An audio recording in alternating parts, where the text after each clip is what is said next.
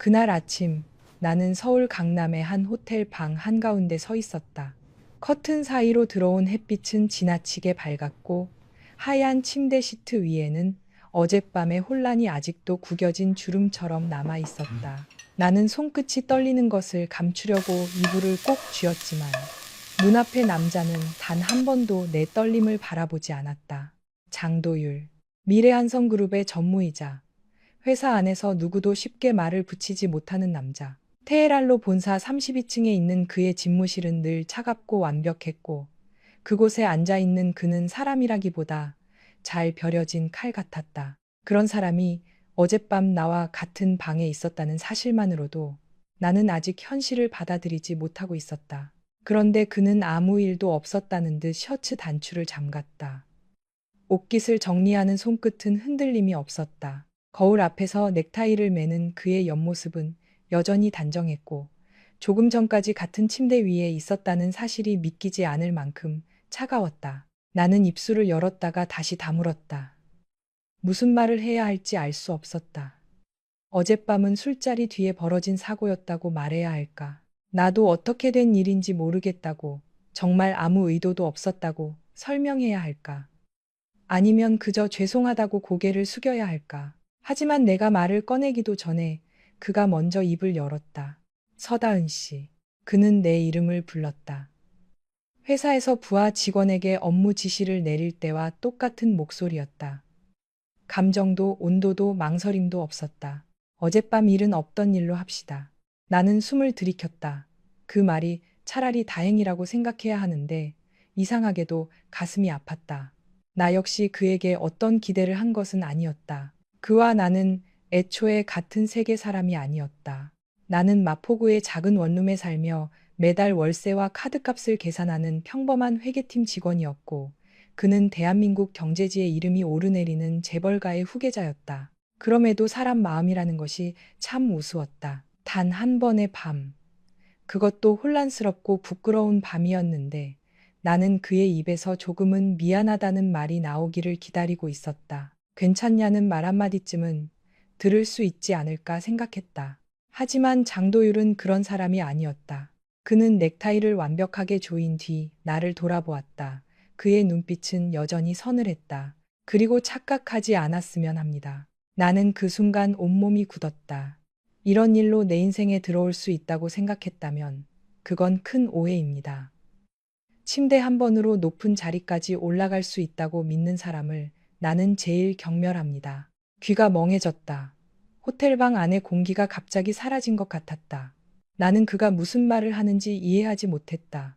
아니, 이해하고 싶지 않았다. 나는 그런 사람이 아니라고 말하고 싶었다. 나는 당신에게 아무것도 요구한 적 없다고. 어젯밤도 내가 계획한 일이 아니라고. 나 역시 두렵고 혼란스럽다고 말하고 싶었다. 그러나 목구멍이 막힌 것처럼 아무 말도 나오지 않았다. 그는 내가 침묵하는 것을 인정으로 받아들였는지 차가운 눈으로 나를 훑어보았다. 회사에서는 평소처럼 행동하십시오. 이 일을 입 밖에 내는 순간 서다은 씨는 더 이상 미래한성에 있을 수 없습니다. 그 말을 끝으로 그는 방을 나갔다. 문이 닫히는 소리가 유난히 크게 들렸다. 나는 한참 동안 그 자리에 서 있었다. 햇빛은 여전히 밝았고 방 안은 조용했다. 그런데 내 안에서는 무언가가 천천히 무너지고 있었다. 그날 이후 나는 정말로 평소처럼 살려고 애썼다. 아침마다 지하철 2호선을 타고 강남역에서 내려 회사로 걸어갔다. 출근길에 사람들은 늘 바빴고 나는 그 틈에 섞여 아무 일도 없었던 사람처럼 걸었다. 회계팀 책상에 앉아 전표를 정리하고 결제 서류를 확인하고 점심시간에는 동료들과 구내식당에서 밥을 먹었다. 누군가 주말에 뭐 했느냐고 물으면 대충 웃으며 집에 있었다고 답했다. 장도율을 마주치는 일은 거의 없었다. 그는 워낙 높은 곳에 있는 사람이었고 나는 숫자와 영수증 사이에 파묻힌 직원일 뿐이었다. 그러나 가끔 엘리베이터 앞에서 그의 수행팀과 함께 지나가는 모습을 볼 때마다 나는 숨이 멎는 것 같았다. 그는 나를 보지 않았다. 정확히 말하면 보아도 모른 척했다. 그 무심함이 오히려 나를 더 비참하게 만들었다. 한때 같은 방에서 숨을 나누었던 사람에게서 완전히 지워졌다는 느낌은 생각보다 잔인했다. 그렇게 3달이 흘렀다. 처음에는 단순한 피로라고 생각했다. 야근이 잦았고 결산 시즌이 다가오고 있었으며 나는 잠도 제대로 자지 못했다. 아침마다 속이 울렁거리는 것도 스트레스 때문일 거라고 넘겼다. 하지만 어느 날 회사 화장실에서 양치하다가 갑자기 심하게 구역질을 했고 거울 속에 내 얼굴이 낯설 만큼 창백한 것을 보았을 때 나는 더 이상 외면할 수 없었다. 그날 퇴근 후 나는 마포구 공덕동의 작은 약국에 들렀다. 약사는 아무렇지 않게 임신 테스트기를 건네주었지만 나는 그것을 받는 손이 떨렸다. 집으로 돌아오는 길, 버스 창밖으로 보이는 서울의 밤거리는 평소와 같았다. 퇴근한 사람들이 식당으로 들어가고 횡단보도 앞에는 배달 오토바이가 줄지어 섰고 어딘가에서는 술에 취한 사람들이 웃고 있었다. 세상은 이렇게 아무 일도 없는데 나만 벼랑 끝에 서 있는 것 같았다. 원룸 욕실의 형광등은 차갑게 깜빡였다. 나는 테스트기를 세면대 위에 올려놓고 한참 동안 바라보았다. 결과를 확인하기까지의 몇 분이 몇 시간처럼 길었다. 그리고 마침내 2줄이 선명하게 떠올랐을 때 나는 벽에 등을 기대고 천천히 주저앉았다. 임신이었다. 나는 울지 않았다. 오히려 이상하게 조용했다. 너무 큰 충격을 받으면 눈물도 나오지 않는다는 말을 그때 처음 이해했다. 손바닥으로 아직 납작한 배를 덮었다. 그 안에 정말 생명이 있다는 사실이 믿기지 않았다. 작고 아무 죄 없고 아무것도 모르는 생명. 하지만 동시에 두려웠다. 이 아이의 아버지가 장도율이라는 사실이 나를 숨 막히게 했다. 그는 분명 나를 믿지 않을 것이다. 아니, 이미 나를 그런 사람으로 단정했다. 침대 한 번으로 인생을 바꾸려는 여자. 그의 말은 아직도 내 귀에 박혀 있었다. 나는 다음 날 회사에 사직서를 냈다. 팀장은 놀란 얼굴로 나를 바라보았다. 요즘 일이 힘드냐고 물었고 이직할 곳이 정해졌느냐고도 물었다. 나는 부모님이 계신 지방으로 내려갈 일이 생겼다고 둘러댔다. 사실 내 부모님은 오래전 교통사고로 돌아가셨고 내가 내려갈 고향 같은 곳도 없었다. 하지만 더 묻지 않게 하려면 적당한 거짓말이 필요했다. 사직서가 접수된 뒤에도 인수인계 때문에 며칠은 더 출근해야 했다. 나는 최대한 조용히 움직였다. 책상 서랍을 정리하고 개인 컵을 씻어 가방에 넣고 오래된 메모지를 버렸다. 회사 메신저의 대화방 하나하나를 나가면서 이상한 기분이 들었다. 내가 이곳에서 보낸 4년이 이렇게 쉽게 사라질 수 있다는 사실이 허무했다. 퇴근 후에는 원룸에 돌아와 짐을 쌌다. 겨울 코트 2벌, 출근복 몇 벌, 회계 자격증 책, 노트북, 낡은 사진첩. 내 인생은 작은 캐리어 하나와 이삿짐 박스 3개면 충분했다. 나는 서울을 떠날 생각이었다. 어디로 갈지는 정하지 못했다.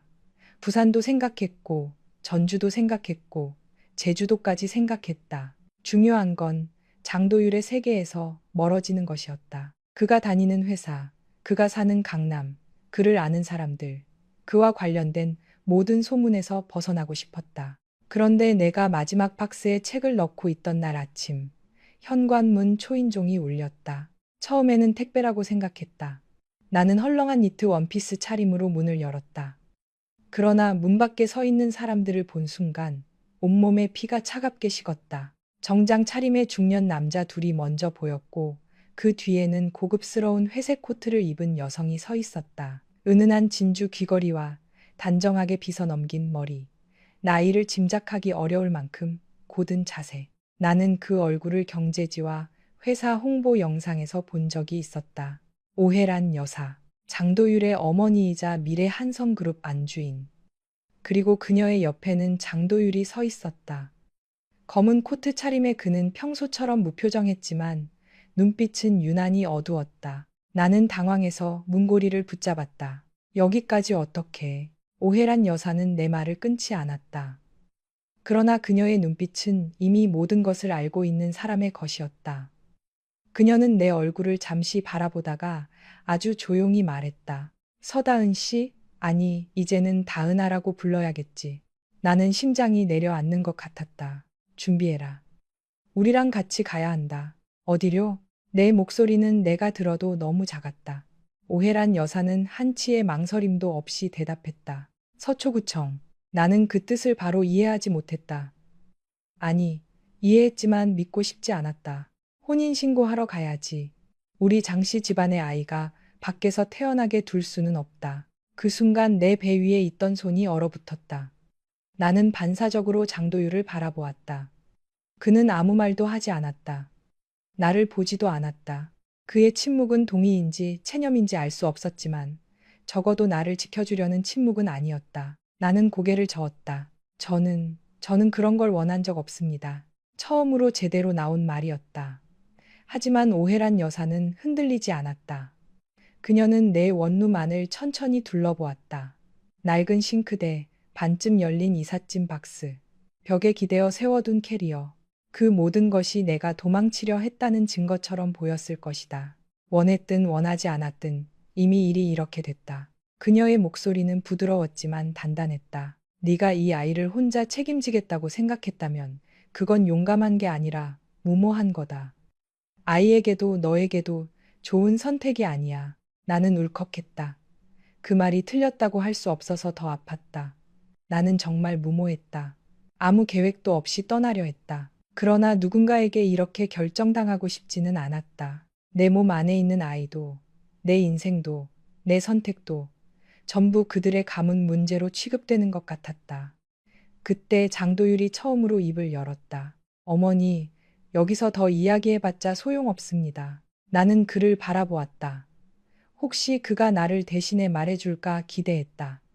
그러나 다음 말은 기대와 달랐다. 서다은 씨가 원하지 않아도 결과는 달라지지 않습니다. 그 한마디가 내 가슴을 다시 찔렀다. 3달 전 호텔 방에서 들었던 말과 다르지 않았다. 그는 여전히 나를 사람이 아니라 처리해야 할 문제처럼 보고 있었다. 오해란 여사는 한숨을 쉬었다. 도유라. 짧은 부름이었지만 그 안에는 경고가 담겨 있었다. 장도율은 더 말하지 않았다. 나는 결국 그들을 따라 나섰다. 원룸 문을 잠그는 순간 내 삶의 마지막 평범함이 문 안에 갇히는 것 같았다. 복도는 좁고 낡았고 계단에는 누군가 버린 신문지가 놓여 있었다. 그런 사소한 것들마저 이상하게 그리워질 것 같았다. 차는 한강을 건너 서초구청으로 향했다. 창밖으로 겨울의 서울이 빠르게 지나갔다. 양화대교를 지날 때 회색빛 강물이 보였다. 나는 그 물결을 바라보며 생각했다. 만약 지금 문을 열고 도망친다면 어디까지 갈 수 있을까? 하지만 곧 뱃속의 아이가 떠올랐다. 나는 혼자가 아니었다.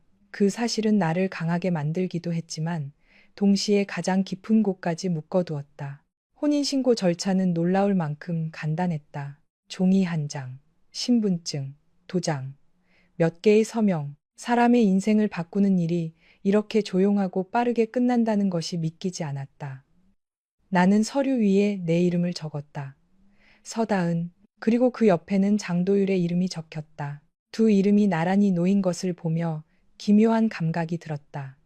우리는 부부가 될 만큼 서로를 알지 못했다. 서로 좋아한다고 말한 적도 없었고, 함께 미래를 약속한 적도 없었다. 그런데 법적으로는 이제 가장 가까운 사람이 되었다. 직원이 서류를 확인한 뒤 담담하게 말했다. 접수 완료됐습니다. 그 말이 끝나는 순간 오해란 여사는 조용히 눈을 감았다가 떴다. 안도한 듯 했다. 반면 장도율은 아무런 표정 변화도 없었다. 그는 마치 오래 미뤄둔 계약서 하나를 처리한 사람처럼 무심했다. 구청을 나와 차에 타기 전 나는 그에게 물었다. 이제 어떻게 되는 거죠? 그는 잠시 나를 보았다. 그 눈빛이 너무 차가워서 나는 괜히 질문했다는 생각이 들었다. 당분간 한남동 본가에서 지내십시오. 어머니가 그렇게 원하십니다. 당분간이요? 아이를 낳을 때까지. 나는 웃음이 나올 뻔했다. 아이를 낳을 때까지. 그 말은 마치 내 역할이 거기까지라고 선을 긋는 것 같았다. 나는 그의 아내가 아니라 아이를 품고 있는 임시 보호자였다. 오해란 여사가 차 안에서 말을 이었다. 한남동 집은 병원도 가깝고 사람도 많아서 네가 혼자 있는 것보다 나을 거다. 강남 세브란스 병원 쪽으로 주치의도 알아봐뒀다. 내 몸 상태부터 제대로 확인해야 해. 그녀는 내게 친절했다. 적어도 겉으로는 그랬다. 그러나 그 친절 속에도 보이지 않는 힘이 있었다. 거절할 수 없게 만드는 힘. 나는 그 힘 앞에서 점점 작아졌다. 한남동 저택은 내가 상상하던 집과 달랐다. 화려하다기보다는 오래되고 무거웠다. 높은 담장 너머로 보이는 정원은 잘 관리되어 있었고 현관 앞 돌계단은 비가 온 뒤처럼 반질거렸다. 집 안으로 들어서자 은은한 향냄새와 나무 냄새가 섞여 났다. 거실 벽에는 장씨 집안의 오래된 사진들이 걸려 있었고 한쪽에는 도자기와 서예 작품이 진열되어 있었다. 그 집은 단순한 집이 아니라 가문의 역사처럼 느껴졌다. 그리고 나는 그 역사 속에 갑자기 끼어든 낯선 사람이었다. 장석환 회장은 거실에서 우리를 기다리고 있었다. 그는 장도율의 아버지였다. 흰머리가 섞였지만 눈빛은 매우 강했고 지팡이를 짚고 앉아 있는데도 주변의 공기를 압도했다. 나는 본능적으로 허리를 숙였다. 처음 뵙겠습니다. 서다은입니다. 그는 한참 동안 나를 바라보았다. 그 시선이 내 배에 닿았다가 다시 얼굴로 올라왔다. 몸은 괜찮나? 예상 밖의 질문에 나는 잠시 멈칫했다. 네, 아직은 괜찮습니다. 아직은이라는 말은 쓰지 마라. 임신한 사람은 말도 조심해야 한다. 그의 말투는 딱딱했지만 이상하게 꾸짖는 느낌은 아니었다. 나는 조용히 고개를 끄덕였다. 네, 조심하겠습니다. 그는 장도율을 향해 시선을 돌렸다. 너는? 장도율은 무표정하게 답했다. 필요한 절차는 끝냈습니다. 그 말이 장석환 회장의 얼굴을 굳게 만들었다. 그는 지팡이 끝으로 바닥을 한번 두드렸다. 필요한 절차. 거실의 공기가 순식간에 얼어붙었다. 나는 숨을 죽였다. 내 아내와 내 아이를 데려오는 일이 내게는 절차냐? 장도율은 대답하지 않았다. 오해란 여사가 조용히 끼어들었다. 여보, 다은이 피곤할 거예요. 오늘은 쉬게 해요. 장석환 회장은 더 말하지 않았지만 그의 눈빛은 여전히 매서웠다. 나는 그 순간 알았다. 이 집은 나를 완전히 환영하는 곳도 완전히 거부하는 곳도 아니었다. 다만 아이 때문에 나를 받아들였고 그 사실이 나를 더 외롭게 만들었다. 그날 저녁 식탁에는 많은 음식이 차려졌다. 갈비찜, 잡채, 나물, 미역국, 갓 담근 듯한 배추김치까지. 오해란 여사는 내가 임신했다는 이유로 자극적인 음식은 치우고 따뜻한 국을 내 앞에 놓아주었다. 입덧이 있으면 억지로 먹지 말고 말해라. 주방 아주머니에게 따로 부탁하면 된다. 나는 작게 감사하다고 말했다. 하지만 식탁의 맞은편에 앉은 장도율은 거의 말을 하지 않았다. 그는 물 한 모금을 마시고 밥도 제대로 먹지 않았다. 휴대폰을 뒤집어 놓았지만 계속 화면을 의식하는 것 같았다. 그의 몸은 이곳에 있었지만 마음은 다른 곳에 있는 사람처럼 보였다. 장석환 회장이 결국 젓가락을 내려놓았다. 도율아, 네. 혼인신고까지 했으면 남편답게 굴어라. 장도율의 눈썹이 아주 미세하게 움직였다. 갑자기 남편이 되었다고 해서 달라지는 건 없습니다. 나는 젓가락을 쥔 손에 힘을 주었다. 그 말이 나를 향한 것인지 그의 부모를 향한 것인지 알 수 없었다. 하지만 어느 쪽이든 아팠다. 장석환 회장의 얼굴이 붉어졌다. 그게 지금 내 아버지 앞에서 할 말이냐?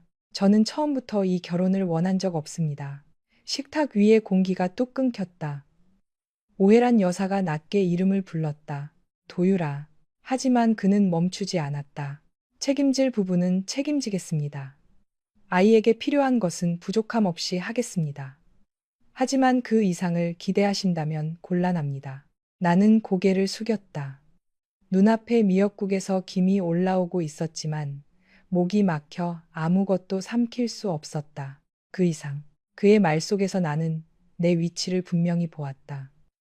나는 책임져야 할 대상일 뿐 사랑받을 사람은 아니었다. 장석환 회장이 버럭 소리를 질렀다. 네가 사람이라면 그렇게 말하면 안 된다. 장도율은 조용히 자리에서 일어났다. 의자 다리가 바닥을 긁는 소리가 날카롭게 울렸다. 그는 아버지에게 고개를 숙이지도 나를 돌아보지도 않았다. 먼저 가보겠습니다. 회사 일이 있습니다. 그는 그대로 식당을 나갔다. 잠시 뒤 현관문이 닫히는 소리가 들렸다. 나는 그제야 천천히 숨을 내쉬었다. 오해란 여사는 아무 말 없이 내 앞에 따뜻한 물컵을 밀어주었다. 그 손길은 다정했지만 내 마음을 완전히 달래주지는 못했다. 다은아. 그녀가 조용히 말했다. 도유리가 원래 저렇게 못되게 말한다. 마음에 담아두지 마라. 나는 웃으려고 했지만 잘 되지 않았다. 괜찮습니다. 거짓말이었다. 전혀 괜찮지 않았다. 그날 밤 나는 한남동 저택 2층 끝방에 혼자 누웠다. 방은 넓고 깨끗했다. 침구에서는 햇볕에 말린 냄새가 났고 창밖으로는 정원의 소나무 그림자가 희미하게 흔들렸다. 모든 것이 편안해야 했지만 나는 숨이 막혔다. 마포 원룸에서는 벽이 얇아 옆집 TV 소리까지 들렸고 겨울이면 창문 틈으로 찬바람이 들어왔다. 그런데 이상하게 그곳이 더 내 집 같았다. 이 넓은 방 안에서 나는 손님도 아니고 가족도 아닌 애매한 존재였다. 나는 배 위에 손을 올렸다. 아가야. 처음으로 그렇게 불러보았다. 목소리가 떨렸다. 엄마가 미안해. 네가 잘못한 건 하나도 없는데 엄마가 너무 겁이 많아서 미안해. 눈물이 그제야 흘렀다. 소리 내울면 누가 들을까봐 입술을 깨물었다. 서울의 밤은 창밖에서 조용히 깊어지고 있었고 내 인생은 내가 모르는 방향으로 흘러가고 있었다. 그때 휴대폰이 울렸다. 장도율에게서 온 메시지였다. 나는 놀라서 몸을 일으켰다. 화면에는 짧은 문장 하나가 떠 있었다. 내일 오전 10시 병원 예약해뒀습니다. 기사에게 말해두겠습니다. 나는 그 메시지를 한참 동안 바라보았다. 끝까지 딱딱했다. 걱정도 없고 안부도 없고 그저 일정 통보 같았다. 그런데 이상하게도 그 한 줄 때문에 또 마음 한구석이 흔들렸다. 그는 나를 원하지 않는다고 했다. 이 결혼도 원하지 않는다고 했다. 하지만 병원 예약은 해두었다. 기사에게도 말해두었다. 책임이라는 이름으로 묶인 관심이었다. 나는 답장을 쓰려다가 지웠다. 감사합니다 라고 쓰기에는 마음이 너무 아팠고 괜찮습니다 라고 쓰기에는 거짓말 같았다. 결국 아무 답도 보내지 않았다. 다음 날 아침 오해란 여사는 직접 내 방으로 올라왔다. 그녀는 미역국과 죽을 조금 먹으라고 했고 병원에 갈 때 입으라며 편한 원피스와 카디건을 놓고 갔다. 나는 그 세심함에 고마움을 느끼면서도 마음 한쪽이 무거웠다. 그녀가 나를 좋아해서인지 아이를 위해서인지 구분할 수 없었기 때문이다. 강남 세브란스 병원 산부인과 대기실은 사람들로 가득했다. 남편과 함께 온 임산부들이 많았다. 어떤 남자는 아내의 가방을 들고 있었고 어떤 남자는 초음파 사진을 들여다보며 웃고 있었다. 나는 혼자 번호표를 쥔 채 앉아 있었다. 기사님은 주차장에 있었고 장도율은 오지 않았다. 그럴 줄 알았다. 그래도 막상 혼자 앉아 있으니 마음이 허전했다. 내 번호가 불렸을 때 나는 천천히 진료실로 들어갔다. 의사는 친절하게 질문을 했고 나는 최대한 차분히 대답했다. 초음파 화면에 아주 작은 움직임이 보였을 때 나는 숨을 멈췄다. 아기 심장 잘 뛰고 있네요. 그 한마디에 눈물이 날 뻔했다. 작은 심장 소리가 진료실 안에 울렸다. 빠르고 힘차고 믿을 수 없을 만큼 선명했다. 나는 그제야 이 아이가 정말 살아있다는 것을 실감했다. 나 때문에 생긴 문제가 아니라 나에게 온 생명이라는 것을. 진료를 마치고 병원 복도를 걷는데 휴대폰이 울렸다. 장도율이었다. 진료 끝났습니까? 그의 목소리는 여전히 건조했다. 네. 별 문제 없다고 합니까? 나는 잠시 대답을 늦췄다. 왜인지 모르게 그의 질문이 너무 늦게 온 것 같았다. 병원에 같이 오지는 않았지만 결과는 확인하는 사람. 책임은 지지만 곁에는 서지 않는 사람. 네. 아기는 괜찮대요. 다행입니다. 그는 그렇게 말하고 잠시 침묵했다. 나는 그 침묵이 어색해서 먼저 전화를 끊으려 했다. 그런데 그가 낮은 목소리로 덧붙였다. 점심은 거르지 마십시오. 기사에게 본가로 바로 가지 말고 죽집에 들르라고 해두겠습니다. 나는 눈을 감았다. 이상했다. 상처를 주는 것도 그였고 나를 흔드는 것도 그였다. 장도율 씨. 내가 처음으로 그의 이름을 불렀다. 수학이 넘어가 조용해졌다. 저는 당신에게 뭘 바라지 않습니다. 그러니까 너무 불편해하지 않으셔도 돼요. 말을 꺼낸 순간 목이 메었다. 하지만 나는 끝까지 말했다. 아이 때문에 책임지겠다는 것도 알고 이 결혼이 당신에게 억지라는 것도 압니다. 그러니까 저를 아내처럼 대하려고 애쓰지 않아도 됩니다. 저도 착각하지 않을게요. 그는 아무 말도 하지 않았다. 나는 그 침묵이 대답이라고 생각했다. 그럼 끊겠습니다. 전화를 끊고 나니 손이 떨렸다. 병원 복도 창밖으로 강남의 높은 건물들이 보였다. 겨울 햇빛이 유리벽에 부딪혀 눈부셨다. 사람들은 바쁘게 지나갔고 나는 그 한가운데서 혼자 서 있었다. 그날 저녁 장도율은 본가에 오지 않았다. 오해란 여사는 회사 일이 많을 거라며 애써 웃었고 장석환 회장은 못마땅한 얼굴로 신문을 넘겼다. 나는 조용히 밥을 먹었다. 식탁 위에는 따뜻한 반찬이 가득했지만 마음은 점점 차가워졌다. 며칠 뒤 인터넷 연예 뉴스에 장도율의 이름이 올라왔다. 미래한성그룹 장도율 전무, 배우 백유리와 심야 만남 포착. 기사 제목을 보는 순간 손끝이 얼어붙었다. 사진 속 그는 검은 코트를 입고 있었고 옆에는 유명 배우 백유리가 서 있었다. 두 사람은 청담동의 한 고급 레스토랑 뒷문에서 함께 나오는 모습이었다. 기자들은 이미 두 사람의 열애설을 기정사실처럼 쓰고 있었다. 나는 화면을 껐다. 가슴이 아팠지만 놀랍지는 않았다. 어쩌면 너무 당연한 일이었다. 장도율 같은 남자에게 어울리는 사람은 나 같은 회계팀 직원이 아니라 화려하고 당당한 여자일 것이다. 재벌가 모임에 함께 서도 어색하지 않고 기자들 앞에서도 웃을 수 있는 사람. 백유리는 그런 여자였다. 나는 배를 감싸 안았다.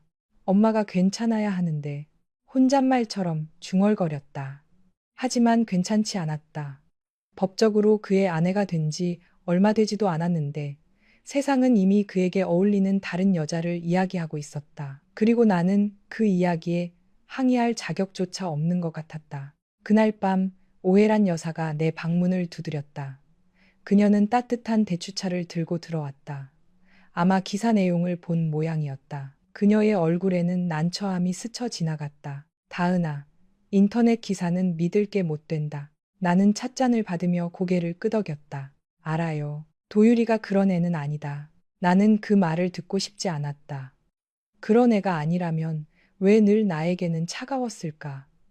그런 애가 아니라면 왜 나를 믿지 않았을까? 그런 애가 아니라면 왜 나는 이 넓은 집에서 매일 혼자 울어야 했을까? 하지만 나는 아무 말도 하지 않았다. 오해란 여사 앞에서 무너지고 싶지 않았다. 어머님, 나는 천천히 말했다. 저는 괜찮습니다. 그녀의 눈빛이 흔들렸다. 아마 내가 괜찮지 않다는 것을 알아차렸을 것이다. 다은아, 정말 괜찮아요. 저는 처음부터 많은 걸 기대하지 않았습니다. 그 말은 반쯤은 진심이었고 반쯤은 거짓말이었다.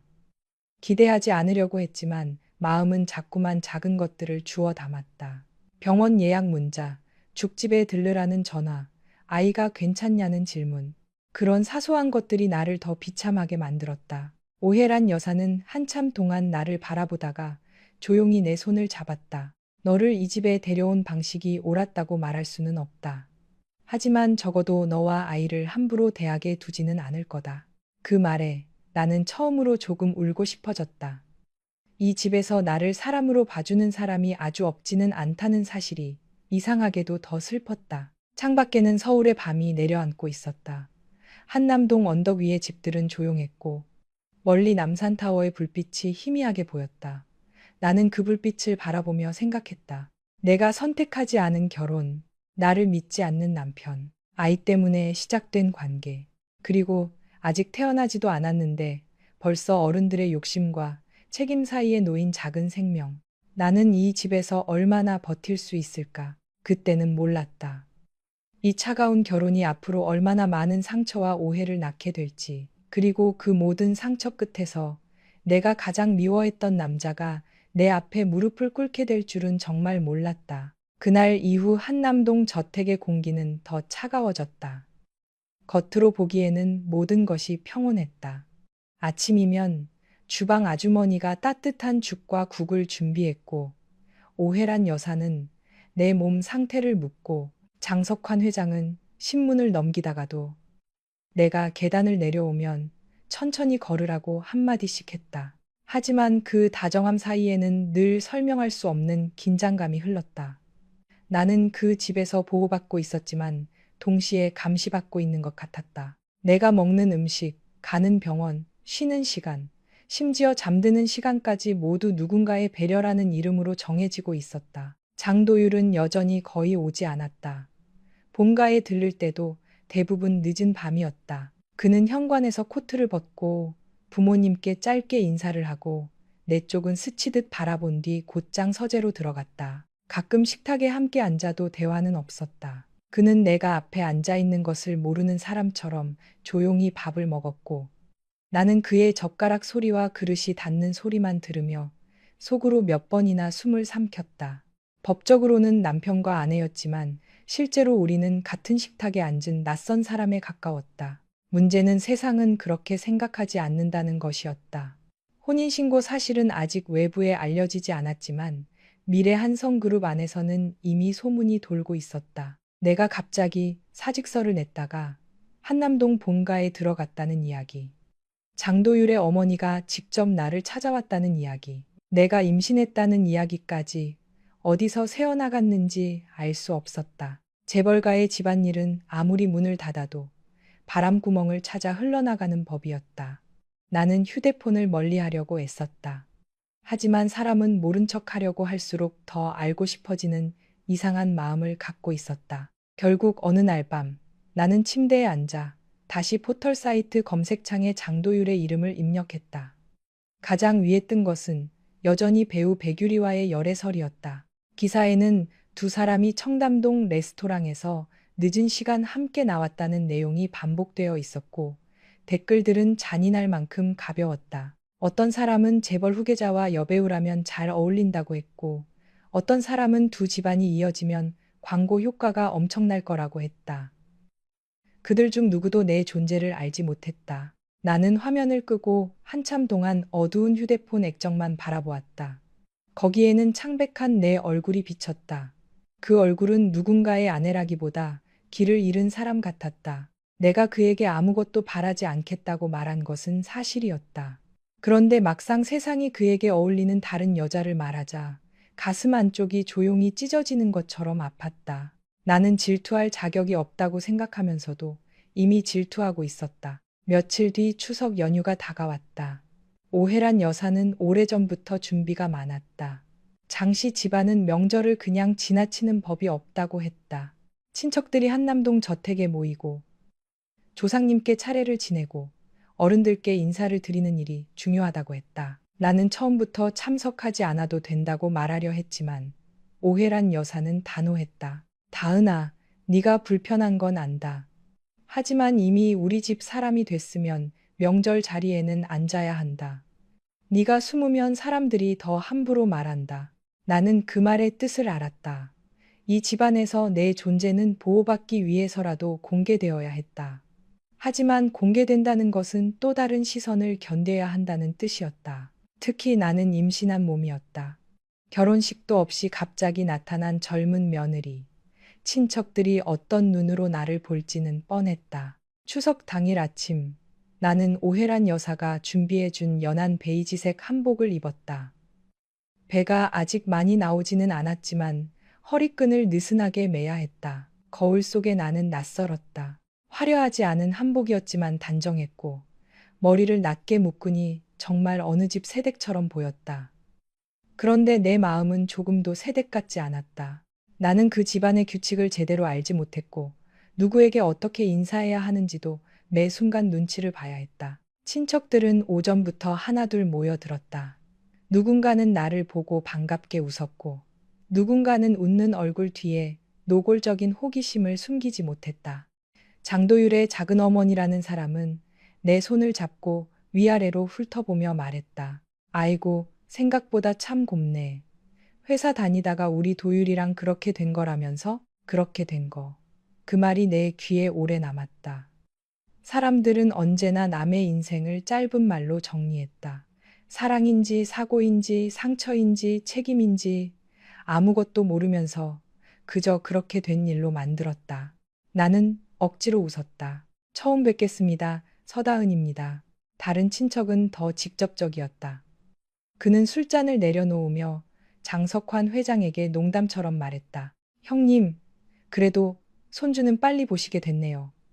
요즘 젊은 사람들 결혼 안 한다고 난리인데 도유리는 순서가 좀 바뀌었을 뿐 효도는 했습니다. 몇몇이 웃었다. 나는 손에 든 찻잔을 떨어뜨릴 뻔했다. 순서가 바뀌었다는 말은 웃음으로 덮였지만 그 안에는 분명한 비웃음이 있었다. 결혼보다 임신이 먼저였고 나는 그 사실만으로 이미 평가받고 있었다. 그때 장석환 회장의 낮은 목소리가 식탁 위를 눌렀다. 말을 가려서 하게. 아이 가진 사람 앞에서 할 소리가 따로 있지. 순식간에 웃음이 되섰다. 나는 놀라서 그를 바라보았다. 그는 여전히 무뚝뚝한 얼굴로 차를 마시고 있었지만 그의 한마디는 분명 나를 향한 방패였다. 나는 그 방패가 고마우면서도 서러웠다. 정작 내 남편은 그 자리에 없었기 때문이다. 장도율은 추석 차례가 끝난 뒤에야 나타났다. 검은 정장 차림의 그는 늦은 사람답지 않게 너무나 담담했다. 친척들은 그를 보자마자 분위기를 바꾸었다. 누군가는 회사 이야기를 꺼냈고 누군가는 백유리와의 열애설을 농담처럼 물었다. 나는 숨이 닿을 것 같았다. 도유라, 요즘 기사에 나오는 그 배우 말이야. 진짜냐? 장도율은 물잔을 들다가 멈췄다. 그의 눈이 아주 잠깐 내 쪽으로 향했다가 다시 돌아갔다. 사업상 만난 겁니다. 사업상 청담동 레스토랑에서 밤늦게 만나나? 친척들 사이에서 웃음이 흘렀다. 장도율의 표정은 변하지 않았다. 광고 계약과 관련된 자리였습니다. 더 말씀드릴 내용 없습니다. 그는 그렇게 선을 그었다.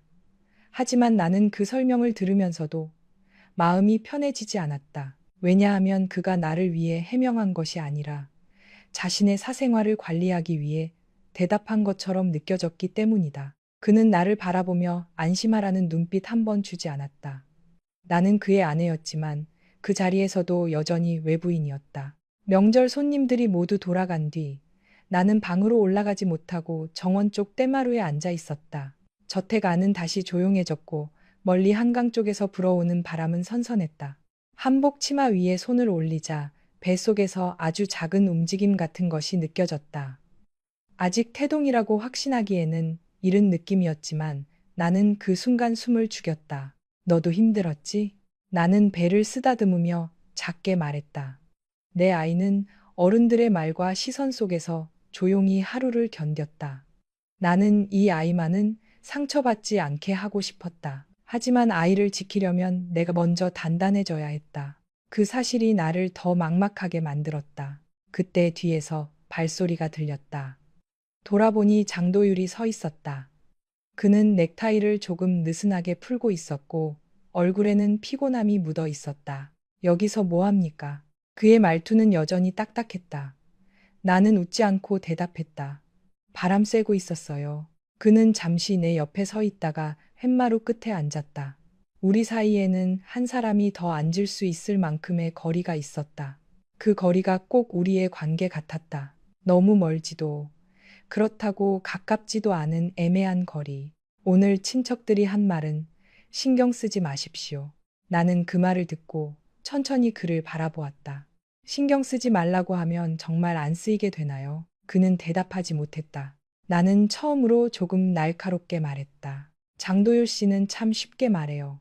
없던 일로 하자. 착각하지 마라. 신경 쓰지 마라. 그런데 저는 그 말들을 들은 뒤에도 계속 살아야 하잖아요. 그의 눈빛이 미세하게 흔들렸다. 하지만 그는 사과하지 않았다.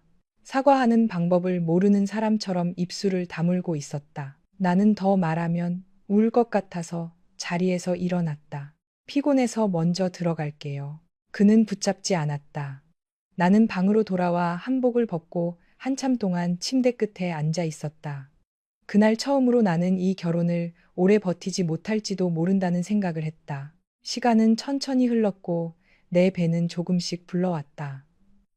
오해란 여사는 매주 식단을 바꾸고 산전 검사를 빠뜨리지 않게 챙겼다. 장석환 회장은 말수가 적었지만 가끔 거실에서 마주치면 춥게 입지 말라거나 계단은 천천히 내려와라 같은 말을 했다. 그들의 방식은 서툴렀지만 적어도 나와 아이를 무시하지는 않았다.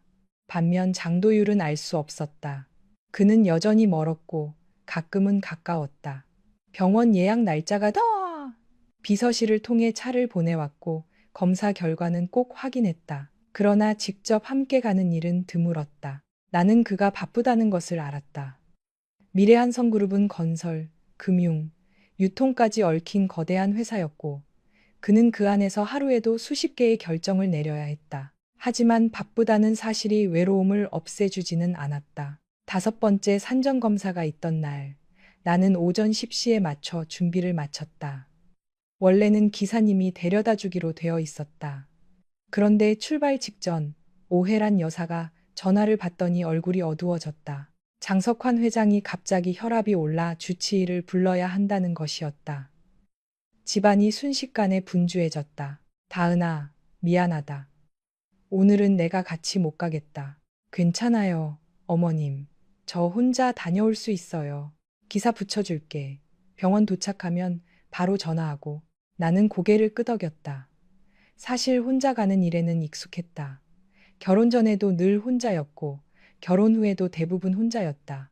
병원 대기실에서 다른 임산부들이 남편과 웃으며 초음파 사진을 보는 모습을 보는 것이 조금 힘들 뿐이었다.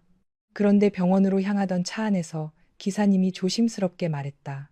사모님, 전무님께서 병원으로 오신다고 연락 주셨습니다. 나는 놀라서 그를 바라보았다. 장도율 씨가요? 네, 회의가 끝나는 대로 오신다고 했습니다. 나는 그 말을 믿지 않으려고 했다. 기대하면 실망하게 된다는 것을 이미 배웠기 때문이다. 하지만 사람 마음은 또 어리석었다. 병원에 도착해 접수를 하고 대기실에 앉은 뒤에도 나는 자꾸만 입구 쪽을 바라보았다. 10시가 지나고 10시 20분이 지나고 10시 40분이 지나도 그는 오지 않았다. 휴대폰에는 아무 연락도 없었다. 나는 스스로에게 말했다. 그럴 줄 알았잖아. 기대하지 말자고 했잖아. 그런데도 눈가가 뜨거워졌다. 내 차례가 가까워질수록 대기실의 소음이 멀게 느껴졌다. 뱃속의 아이는 조용했고 나는 괜히 배를 감싸 쥐었다. 서다은님, 간호사가 내 이름을 불렀다. 나는 천천히 일어섰다. 바로 그때 뒤에서 낮은 목소리가 들렸다. 늦었습니다. 나는 돌아보았다. 장도율이 숨을 조금 고른 채 서 있었다.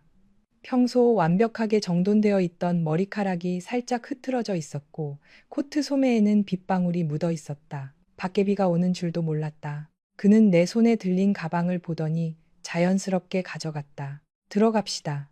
나는 너무 놀라 아무 말도 하지 못했다. 그가 정말 왔다. 늦었지만 왔다. 그 사실 하나만으로도 마음 한구석이 이상하게 흔들렸다. 진료실 안에서 의사는 초음파를 보며 아이가 잘 자라고 있다고 했다. 장도율은 내 옆에 서서 화면을 바라보았다. 처음에는 무표정했지만 심장 소리가 들리는 순간 그의 시선이 아주 조금 멈췄다. 나는 그 미세한 변화를 놓치지 않았다. 심장 소리입니다. 아주 건강하네요. 의사의 말에 나는 조심스럽게 웃었다. 장도율은 아무 말도 하지 않았지만 손가락이 천천히 주먹으로 말렸다가 풀렸다. 그것은 감정을 숨기려는 사람의 버릇처럼 보였다. 진료가 끝난 뒤 복도에서 그는 갑자기 물었다. 입덧은 아직 심합니까? 나는 예상하지 못한 질문에 잠시 멈췄다. 가끔요. 먹고 싶은 건 딱히 없어요. 그는 나를 바라보았다. 거짓말이라는 걸 알아차린 얼굴이었다. 서다은 씨는 거짓말을 잘 못합니다. 나는 조금 민망해져서 시선을 돌렸다. 요즘은 매운 떡볶이가 먹고 싶긴 한데 어머님이 자극적인 음식 먹지 말라고 하셔서요. 그는 잠시 생각하더니 말했다. 많이는 안 됩니다. 나는 그의 말뜻을 바로 이해하지 못했다. 병원을 나와 차에 탔을 때 그는 기사에게 신촌 쪽으로 가자고 했다. 그리고 얼마 뒤 우리는 이화여대 근처의 오래된 분식집 앞에 도착했다. 나는 어리둥절한 얼굴로 그를 보았다. 여길 어떻게 알아요? 비서가 찾았습니다. 임산부도 조금 먹을 수 있게 덜 맵게 해달라고 했습니다. 그 말에 나는 웃음이 나올 뻔했다. 비서에게 임산부가 먹을 수 있는 떡볶이집을 찾게 한 재벌가 전무라니. 이상하고 우스웠지만 동시에 이상하게 따뜻했다. 우리는 분식집 구석자리에 앉았다. 그는 떡볶이를 먹지 않고 내가 먹는 모습을 조용히 지켜보았다. 나는 처음에는 눈치를 보며 조금만 먹다가 생각보다 맛있어서 결국 몇 개를 더 집어 먹었다. 매콤달콤한 양념이 입안에 퍼지자 그동안 눌러두었던 허기가 조금 풀리는 것 같았다. 그렇게 먹고 싶었으면 말하지 그랬습니까? 그가 말했다. 나는 젓가락을 내려놓고 대답했다. 말하면 들어줬을 거예요? 그는 또 대답하지 못했다. 우리는 그런 식이었다.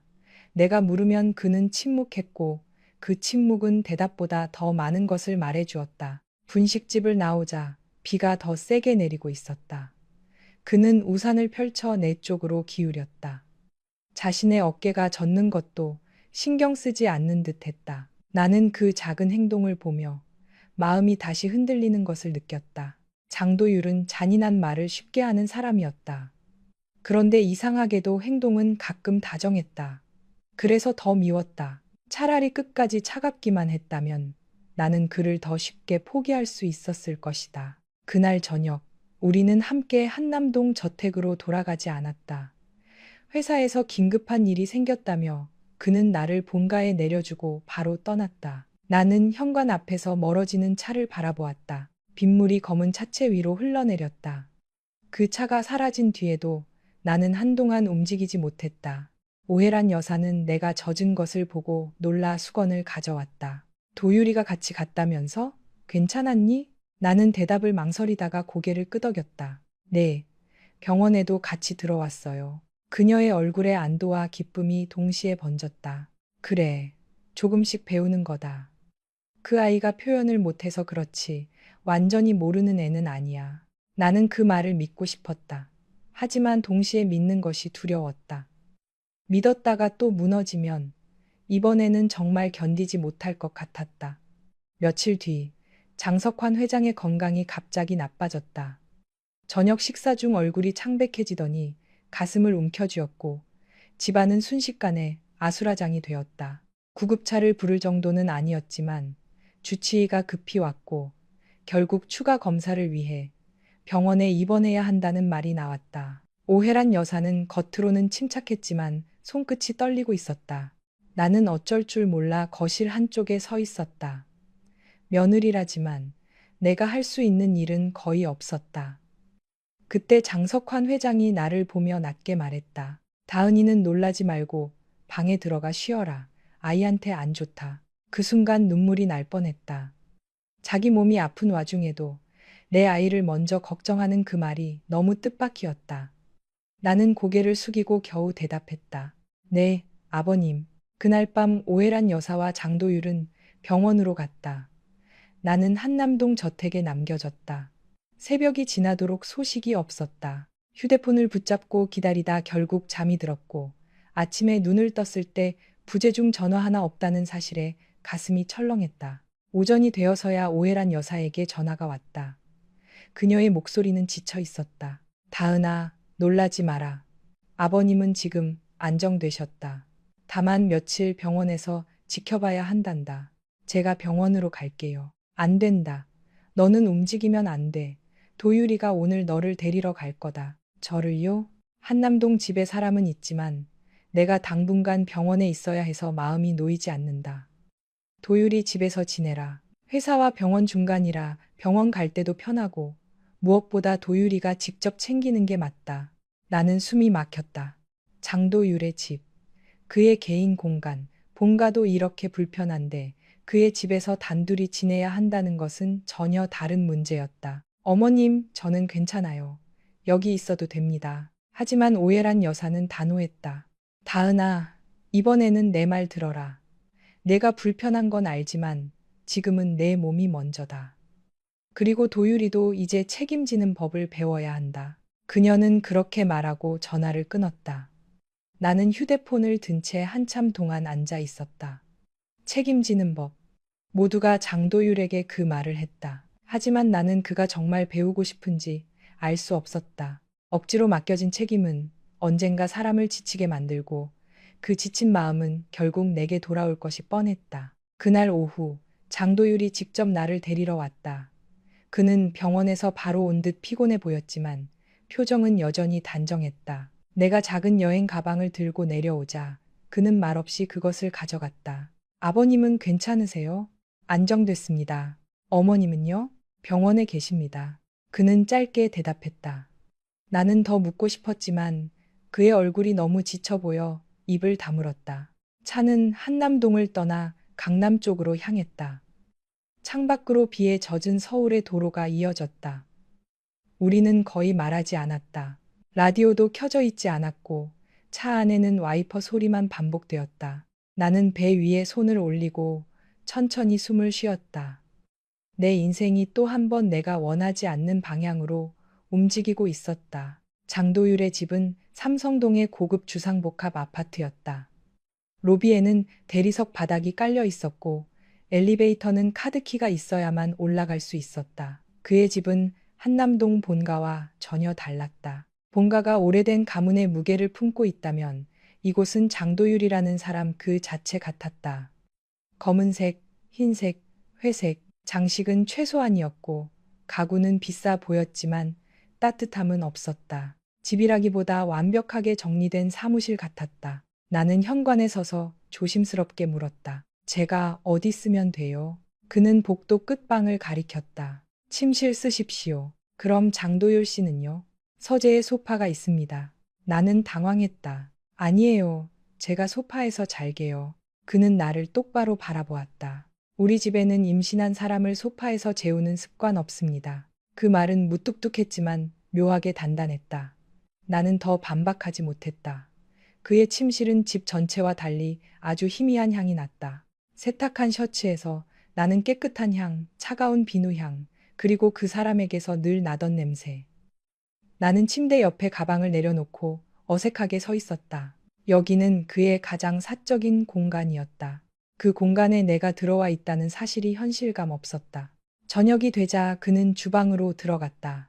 나는 그가 배달 음식을 시킬 줄 알았는데 그는 직접 냉장고를 열고 재료를 꺼냈다. 칼질하는 소리가 조용히 들렸다. 얼마 뒤 식탁 위에는 맑은 콩나물국과 계란찜, 간장으로 간을 약하게 한 불고기, 그리고 따뜻한 밥이 놓였다. 입덧 심하면 국만 먹어도 됩니다. 나는 숟가락을 들었다가 그를 바라보았다. 직접 한 거예요. 그럼 누가 합니까? 그는 당연하다는 듯 대답했다. 나는 조금 웃었다. 하지만 그 웃음은 오래 가지 못했다. 불고기 냄새가 올라오자 속이 갑자기 뒤틀렸다. 나는 급히 입을 막고 자리에서 일어났다. 화장실까지 뛰어가기도 전에 눈물이 먼저 났다. 변기를 붙잡고 한참을 토했다. 위가 텅 비었는데도 몸은 계속 떨렸다. 문 밖에서 장도율의 목소리가 들렸다. 서다은 씨, 괜찮습니까? 나는 대답하려 했지만 목소리가 나오지 않았다. 잠시 뒤 문이 조심스럽게 열렸다. 그는 허락 없이 들어온 것을 깨달았는지 멈칫했지만 내 얼굴을 보자 곧장 다가왔다. 배가 아픕니까? 병원 갈까요? 그의 목소리에는 처음으로 분명한 당황이 섞여 있었다. 나는 고개를 저었다. 그냥 입덧이에요. 그냥이라는 말 쓰지 마십시오. 그는 낮게 말했다. 그리고 물수건을 적셔 내게 건넸다. 손길은 서툴렀지만 조심스러웠다. 나는 그 수건을 받아 얼굴을 닦으며 갑자기 울고 싶어졌다. 호텔방에서 나를 모욕했던 사람과 지금 내 앞에서 어쩔 줄 몰라 하는 사람이 같은 사람이라는 사실이 믿기지 않았다. 그날 밤, 나는 그의 침대에서 잠들지 못했다. 낯선 방, 낯선 천장, 낯선 친구. 무엇보다 벽 하나 너머에 그가 있다는 사실이 나를 계속 깨어있게 했다. 새벽녘, 목이 말라 조용히 거실로 나갔을 때 서재 문틈으로 불빛이 새어나오고 있었다. 나는 물을 마시다가 우연히 안을 보았다. 장도율은 소파에 앉은 채 잠들어 있었다. 노트북은 아직 켜져 있었고 화면에는 회사 자료가 떠 있었다. 긴 몸을 좁은 소파에 구겨 넣은 모습은 불편해 보였다. 평소에 완벽하고 차가운 장도율이 아니라 지치고 외로운 한 사람처럼 보였다. 나는 한참 망설이다가 방에서 얇은 담요를 가져와 조심스럽게 그의 어깨 위에 덮었다.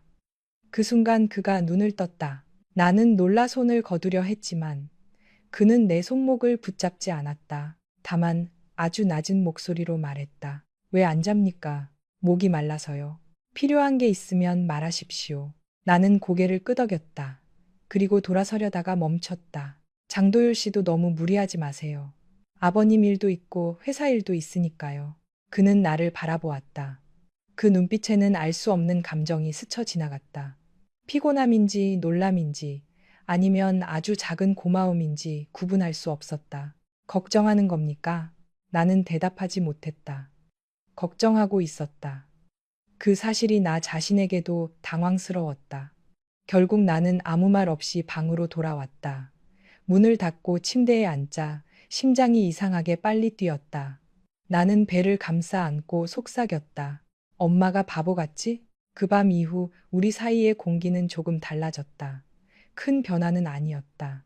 그는 여전히 말수가 적었고 나는 여전히 조심스러웠다. 하지만 아침이면 식탁 위에 미지근한 물과 엽산제가 놓여 있었고 냉장고에는 내가 먹을 수 있는 과일과 요거트가 채워졌다. 내가 말하지 않은 것들이 하나씩 준비되어 있었다. 장도율이 직접 한 일인지 비서에게 시킨 일인지는 알 수 없었지만 적어도 그는 내가 이 집에 있다는 사실을 잊지 않고 있었다. 며칠 뒤 병원에 있는 오해란 여사에게 영상통화가 왔다. 화면 속 그녀는 생각보다 밝아 보였다. 뒤쪽 침대에는 장석환 회장이 기대에 앉아 있었고 얼굴은 조금 수척했지만 눈빛은 괜찮아 보였다. 나는 안도해서 거의 울 뻔했다. 아버님, 괜찮으세요? 그는 짧게 고개를 끄덕였다. 난 괜찮다. 너나 잘 먹어라. 오해란 여사는 내 얼굴을 유심히 보다가 미소 지었다. 도유리가 밥은 챙겨주니? 나는 잠시 망설이다가 대답했다. 네, 챙겨줘요. 그 말이 입 밖으로 나오자 이상한 감정이 밀려왔다. 챙겨준다. 그 표현은 너무 다정해서 우리에게 어울리지 않는다고 생각했다. 하지만 완전히 틀린 말도 아니었다. 그는 정말 나를 챙기고 있었다. 다만 사랑이 아니라 책임이라는 이름으로. 영상통화가 끝난 뒤 나는 거실에 앉아 한참 동안 멍하니 있었다. 창밖으로는 강남의 높은 건물들이 보였고 도시의 불빛은 차갑게 반짝였다. 그때 장도율이 주방에서 나와 물었다. 무슨 생각을 그렇게 합니까? 나는 천천히 그를 바라보았다. 언제까지 이렇게 지내야 할까 생각했어요. 그의 얼굴이 굳었다. 나는 이어 말했다. 아이 낳고 나면 우리 어떻게 되는 거예요? 거실이 조용해졌다. 그 질문은 오래전부터 내 안에 있었지만 처음으로 입 밖에 나온 것이었다. 장도율은 쉽게 대답하지 못했다. 그의 침묵이 길어질수록 내 마음은 차갑게 가라앉았다. 역시 생각해 본 적 없군요. 나는 작게 웃었다. 괜찮아요. 저도 이제부터 생각해 보려고요. 무슨 뜻입니까? 아이 낳고 나면 제가 이 집에 계속 있을 이유는 없잖아요. 장도율 씨도 원하지 않았던 결혼이고요. 그의 눈빛이 어두워졌다. 하지만 그는 또 아무 말도 하지 않았다. 그 침묵 속에서 나는 답을 얻었다. 그는 나를 붙잡을 생각이 없었다. 아니, 붙잡아야 하는 이유를 아직 찾지 못한 사람 같았다. 나는 자리에서 일어났다. 늦었으니까 먼저 잘게요. 방으로 들어가 문을 닫는 순간 눈물이 흘렀다. 이상하게도 그가 나를 붙잡아 주기를 바랐다. 단 한마디라도 그렇게 쉽게 말하지 말라고 해주기를 바랐다. 하지만 그는 그러지 않았다. 그날 밤 나는 결심했다. 이 결혼이 아이 때문에 시작되었다면 아이가 태어난 뒤에는 내가 끝내야 한다고. 더 늦기 전에 마음을 단단히 묶어야 한다고. 장도율이 보여주는 작은 친절에 흔들리지 말아야 한다고. 하지만 사람 마음은 결심만으로 움직이지 않았다. 다음 날 아침, 식탁 위에는 내가 전날 밤 속으로 먹고 싶다고 생각했던 호박죽이 놓여 있었다. 아무에게도 말하지 않았는데 내가 냉장고 앞에서 늙은 호박을 오래 바라본 것을 그가 본 모양이었다. 그릇 옆에는 짧은 메모가 있었다. 너무 뜨거울 때 먹지 마십시오. 나는 그 메모를 한참 동안 바라보다가 천천히 웃었다. 그리고 웃는 순간 눈물이 함께 떨어졌다. 이런 사람이 왜 처음부터 나에게 그렇게 잔인했을까? 왜 상처를 주고 나서야 돌보는 걸까? 왜 사람을 밀어내면서 동시에 흔들리게 만드는 걸까? 나는 아직 알지 못했다. 장도율이 숨기고 있는 오래된 불신과 백유리의 이름 뒤에 감춰진 거래와 우리 결혼을 둘러싼 집안의 계산들이 앞으로 얼마나 큰 파도를 일으킬지. 그때의 나는 그저 따뜻한 호박죽 한 그릇 앞에서 미워해야 할 사람을 조금씩 미워하지 못하게 되는 자신이 가장 두려웠다. 그 호박죽 한 그릇 이후로 나는 장도율을 조금 다르게 보기 시작했다. 그렇다고 갑자기 그를 믿게 된 것은 아니었다. 사람의 마음은 문처럼 쉽게 열리고 닫히는 것이 아니었다. 특히 한 번 깊게 베인 상처는 겉으로 아물어 보여도 비슷한 말투나 비슷한 눈빛 하나에 다시 벌어지곤 했다. 나는 여전히 그가 무서웠고 여전히 그의 침묵이 두려웠다. 하지만 동시에 부정할 수 없는 것도 있었다. 그는 내가 생각했던 것만큼 나를 완전히 외면하고 있지는 않았다. 삼성동 아파트에서의 생활은 낯설었지만 하루하루 이상한 규칙을 만들어갔다. 아침이면 내가 일어나기도 전에 식탁 위에 미지근한 물과 과일, 엽산제가 놓여 있었다. 점심때는 그가 회사에 있어도 비서실을 통해 내게 먹을 것을 보냈고, 저녁에는 늦게 돌아와도 간단한 국이나 죽을 끓였다. 그의 음식은 처음부터 완벽하지 않았다. 어느 날은 계란찜이 너무 짰고, 어느 날은 죽이 바닥에 눌어붙어 탄 냄새가 났다. 그런데 그는 실패한 음식을 버리고 다시 만들었다. 미안하다는 말은 하지 않았지만 다시 만드는 것이 그의 방식의 사과처럼 보였다. 나는 그 점이 더 혼란스러웠다. 말로는 차갑게 선을 긋는 사람이 행동으로는 자꾸 그 선을 흐리게 만들었다. 그는 나를 아내라고 부르지 않았지만 내 약을 챙겼다. 나를 사랑한다고 말하지 않았지만 내가 새벽에 다리에 쥐가 나서 깼을 때 말없이 따뜻한 수건을 가져왔다. 그는 나에게 다정한 사람이 아니었다. 그런데 이상하게도 그의 곁에서는 내가 아주 가끔 안전하다고 느꼈다. 그런 나 자신이 가장 두려웠다. 나는 마음을 다잡기 위해 다시 공부를 시작했다. 임신 전부터 준비하고 싶었던 공인회계사 시험책들을 마포 원룸에서 가져온 뒤 매일 오전에는 거실 창가에 앉아 문제를 풀었다. 회계 원리, 세법, 재무관리, 숫자를 보고 있으면 감정이 조금 가라앉았다.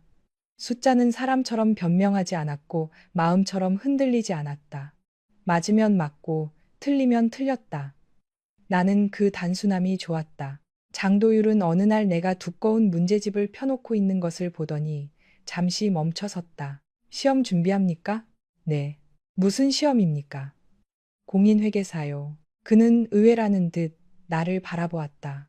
몸도 힘든데 굳이 지금 해야 합니까? 나는 펜을 내려놓고 그를 올려다 보았다. 지금이라도 해야 해요. 그는 대답하지 않았다. 나는 담담하게 말했다. 아이 낳고 나면 더 어려워질 테니까요. 그리고 저는 언젠가 다시 일을 해야 하잖아요. 그의 표정이 아주 잠깐 굳었다.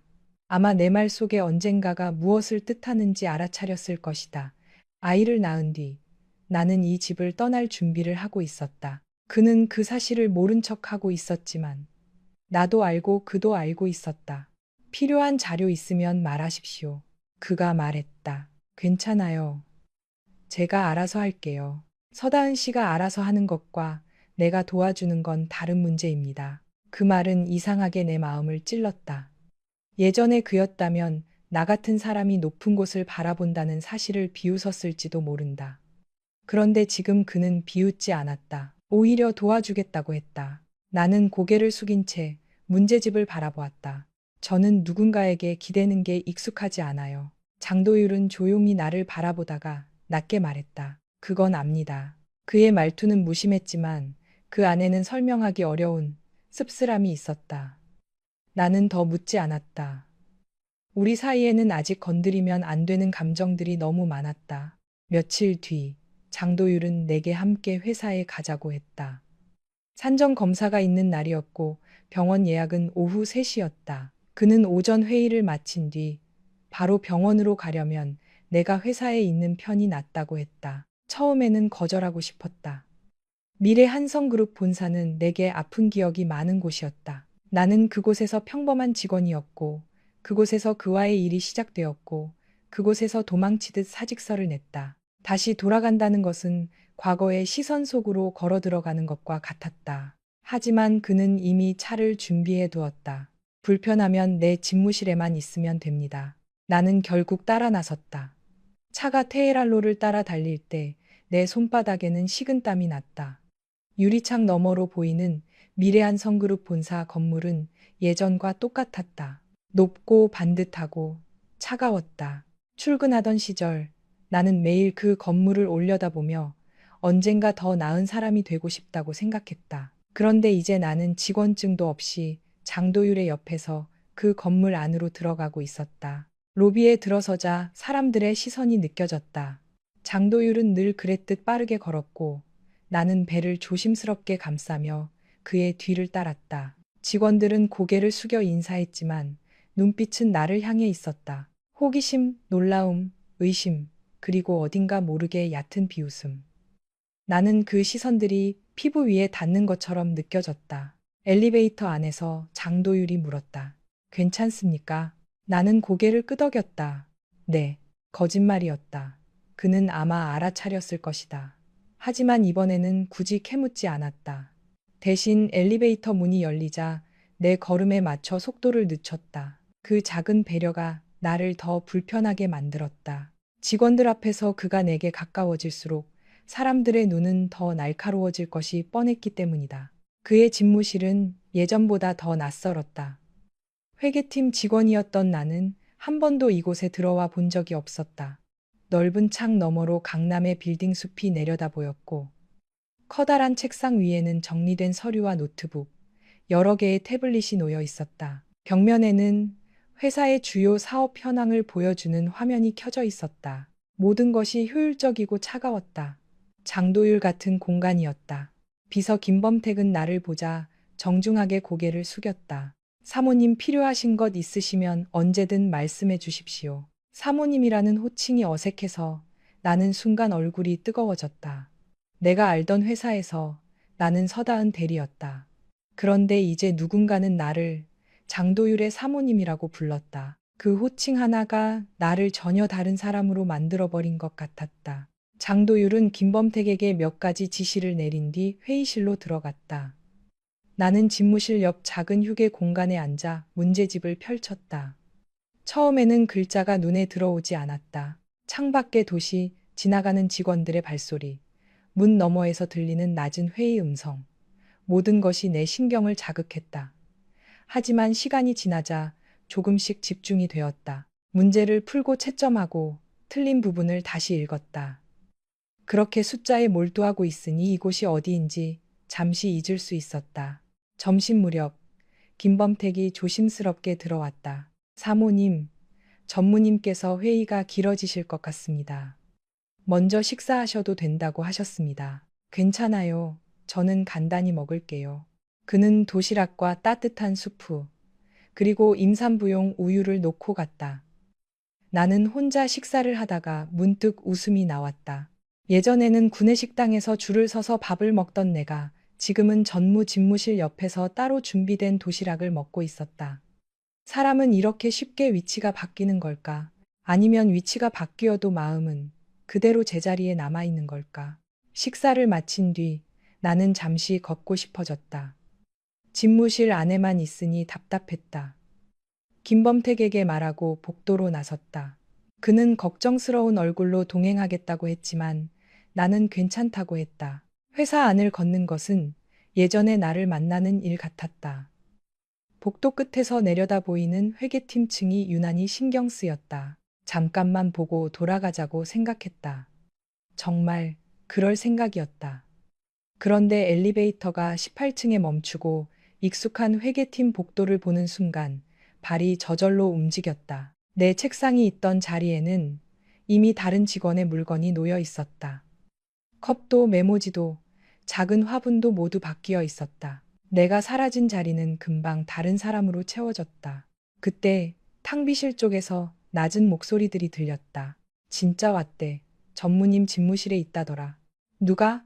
서다은. 배도 좀 나왔다던데. 대단하지 않아?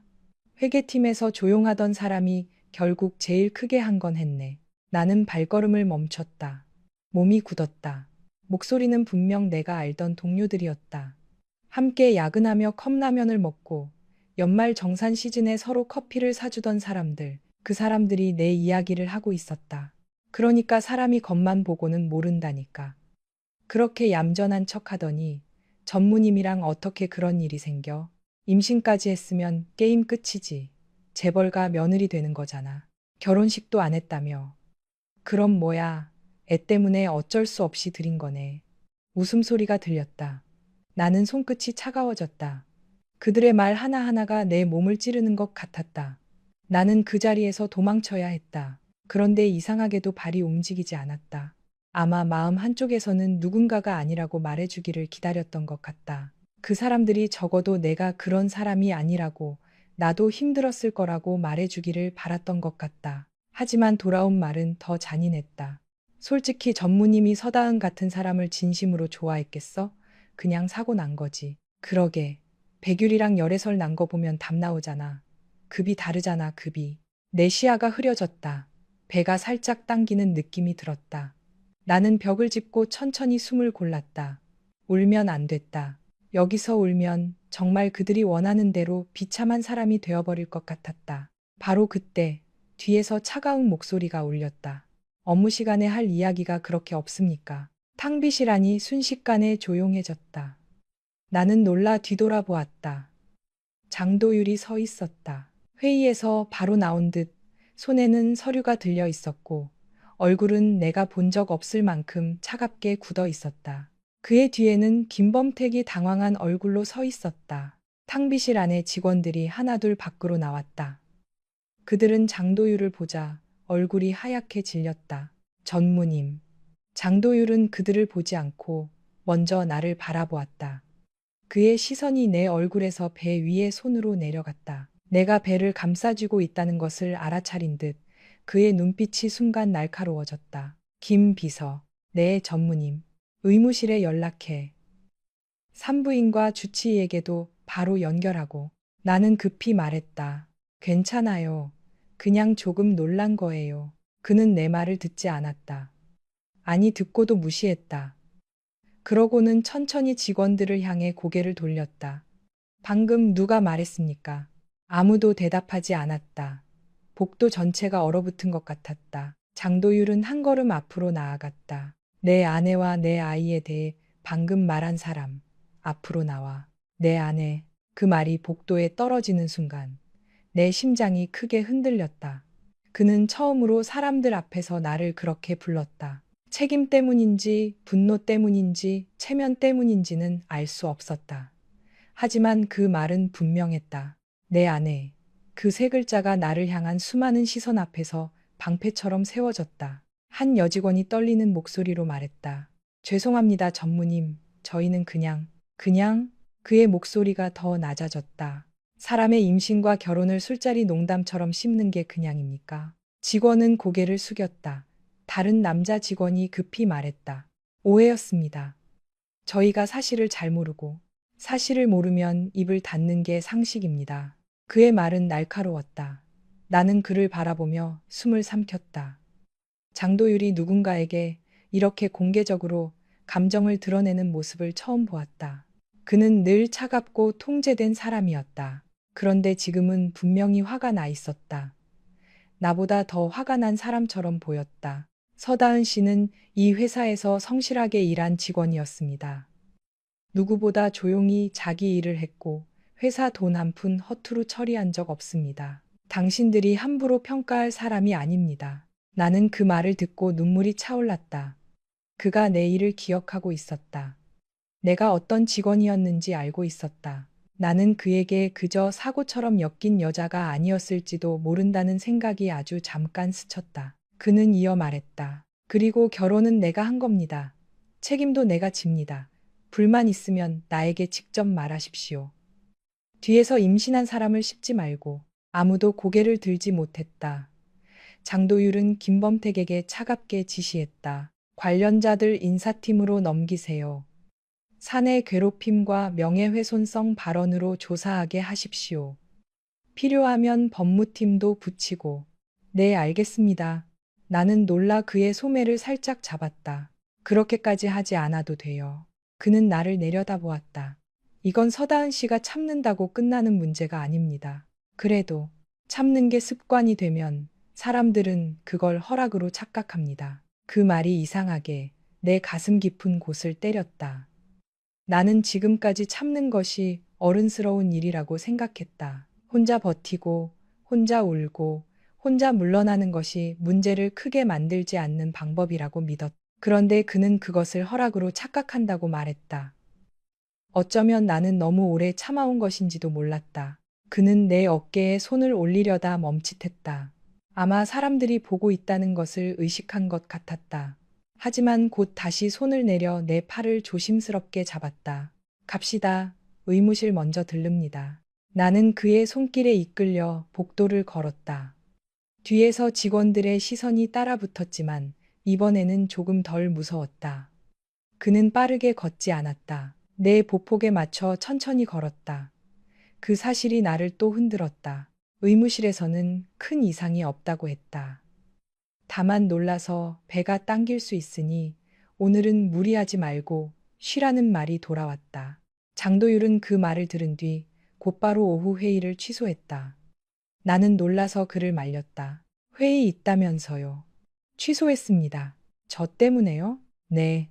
너무 쉽게 대답해서 내가 오히려 당황했다. 그렇게 말하면 제가 부담스럽잖아요. 그는 잠시 나를 보더니 낮게 말했다. 부담스러워도 어쩔 수 없습니다.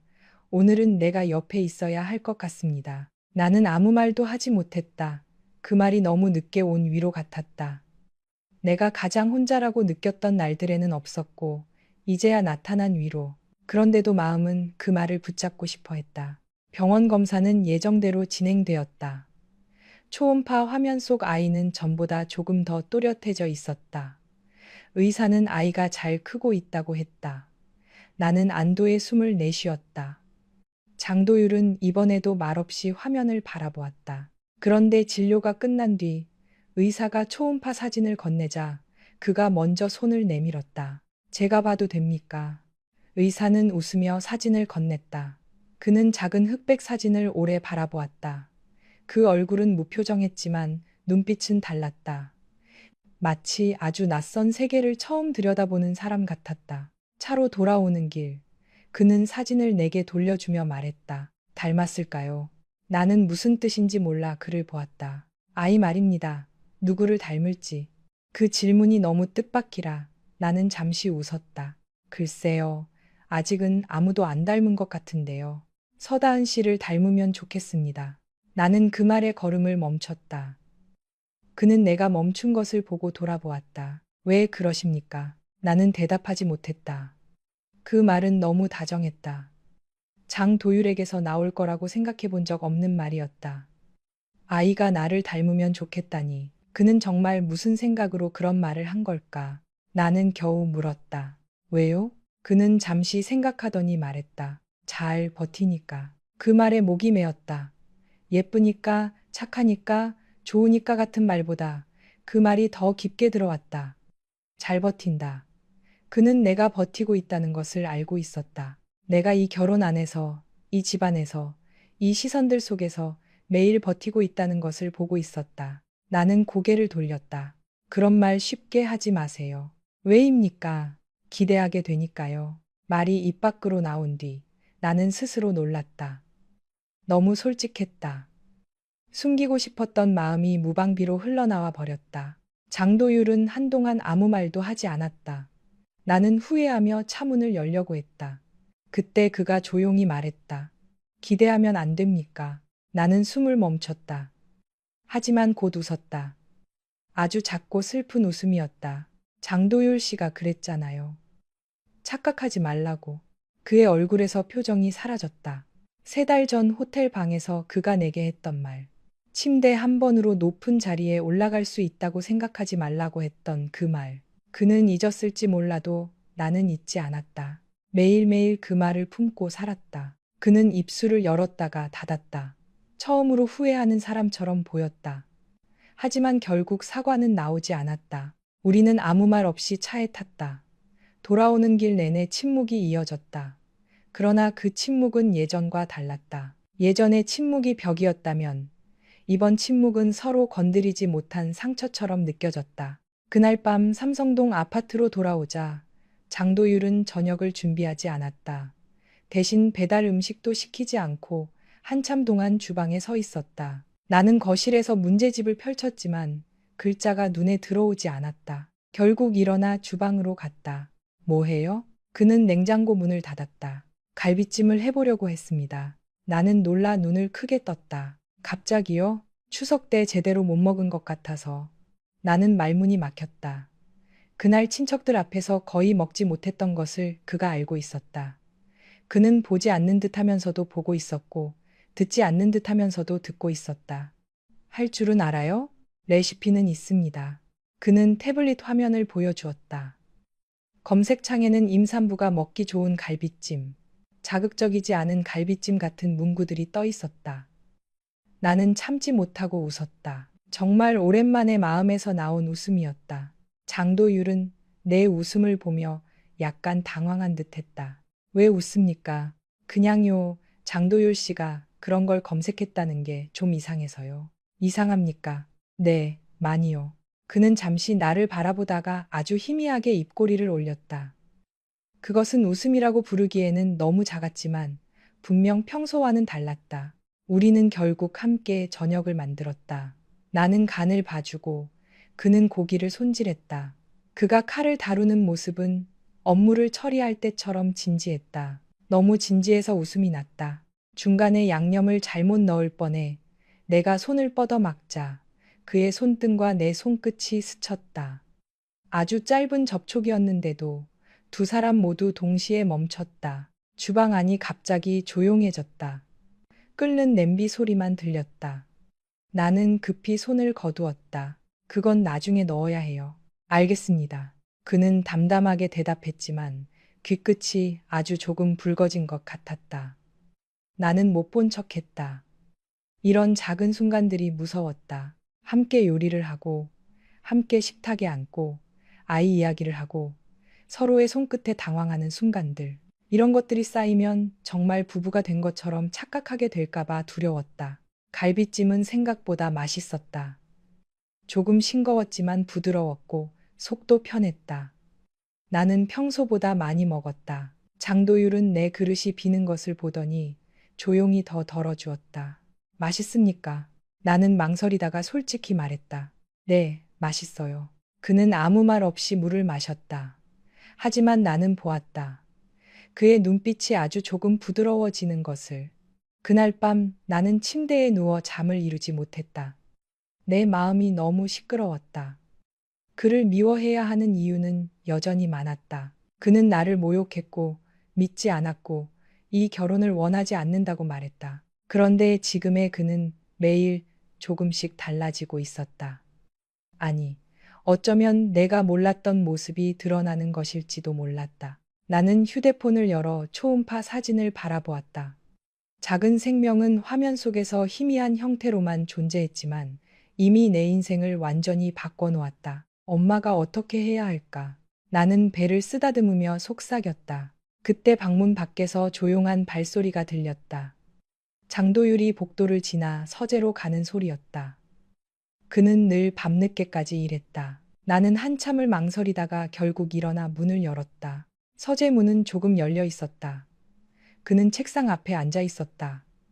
그런데 화면에 떠 있는 것은 회사 자료가 아니라 오래된 기사였다.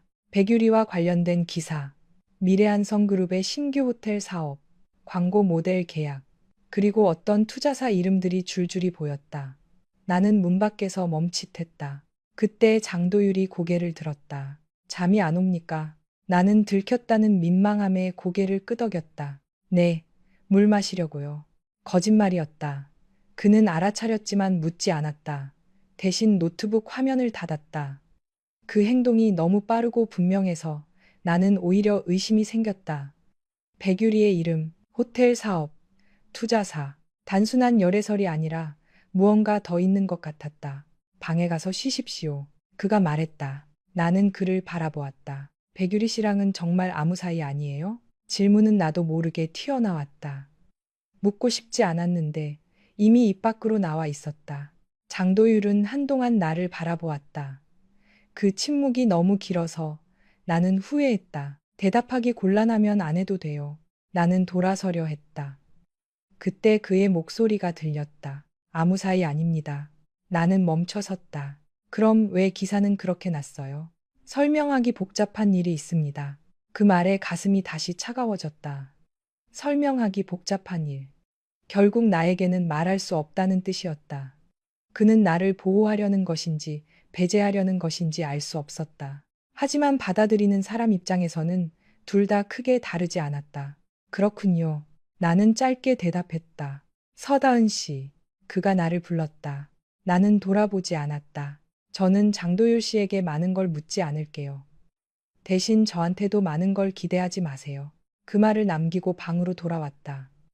문을 닫자 눈물이 났다. 오늘 회사에서 그가 나를 지켜준 일, 아이가 나를 닮았으면 좋겠다고 한 말, 함께 만든 갈비찜, 그리고 방금 닫아버린 노트북 화면이 한꺼번에 뒤섞였다. 그는 나에게 다가오다가도 가장 중요한 순간에는 문을 닫았다. 나는 그 문 앞에서 매번 혼자 남겨졌다. 다음 날 아침, 오해란 여사에게서 연락이 왔다.